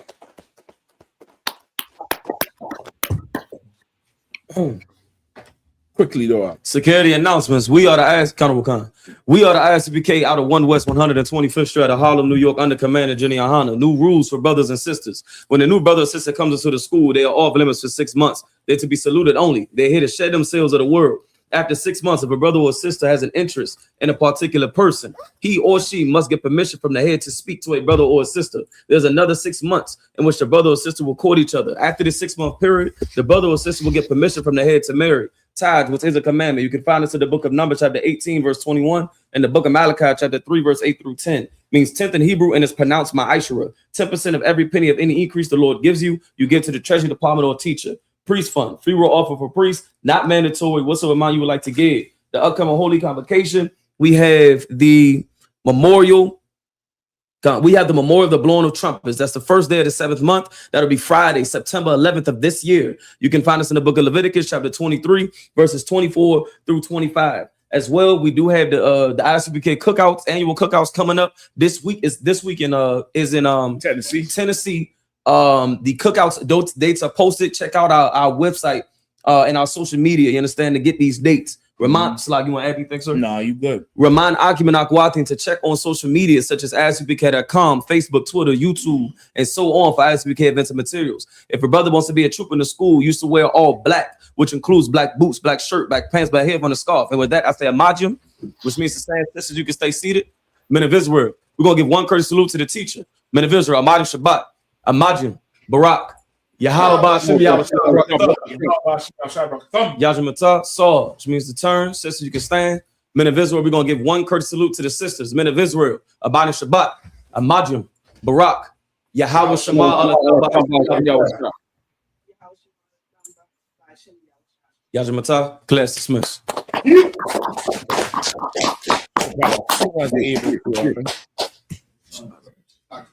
As soon as they're able to.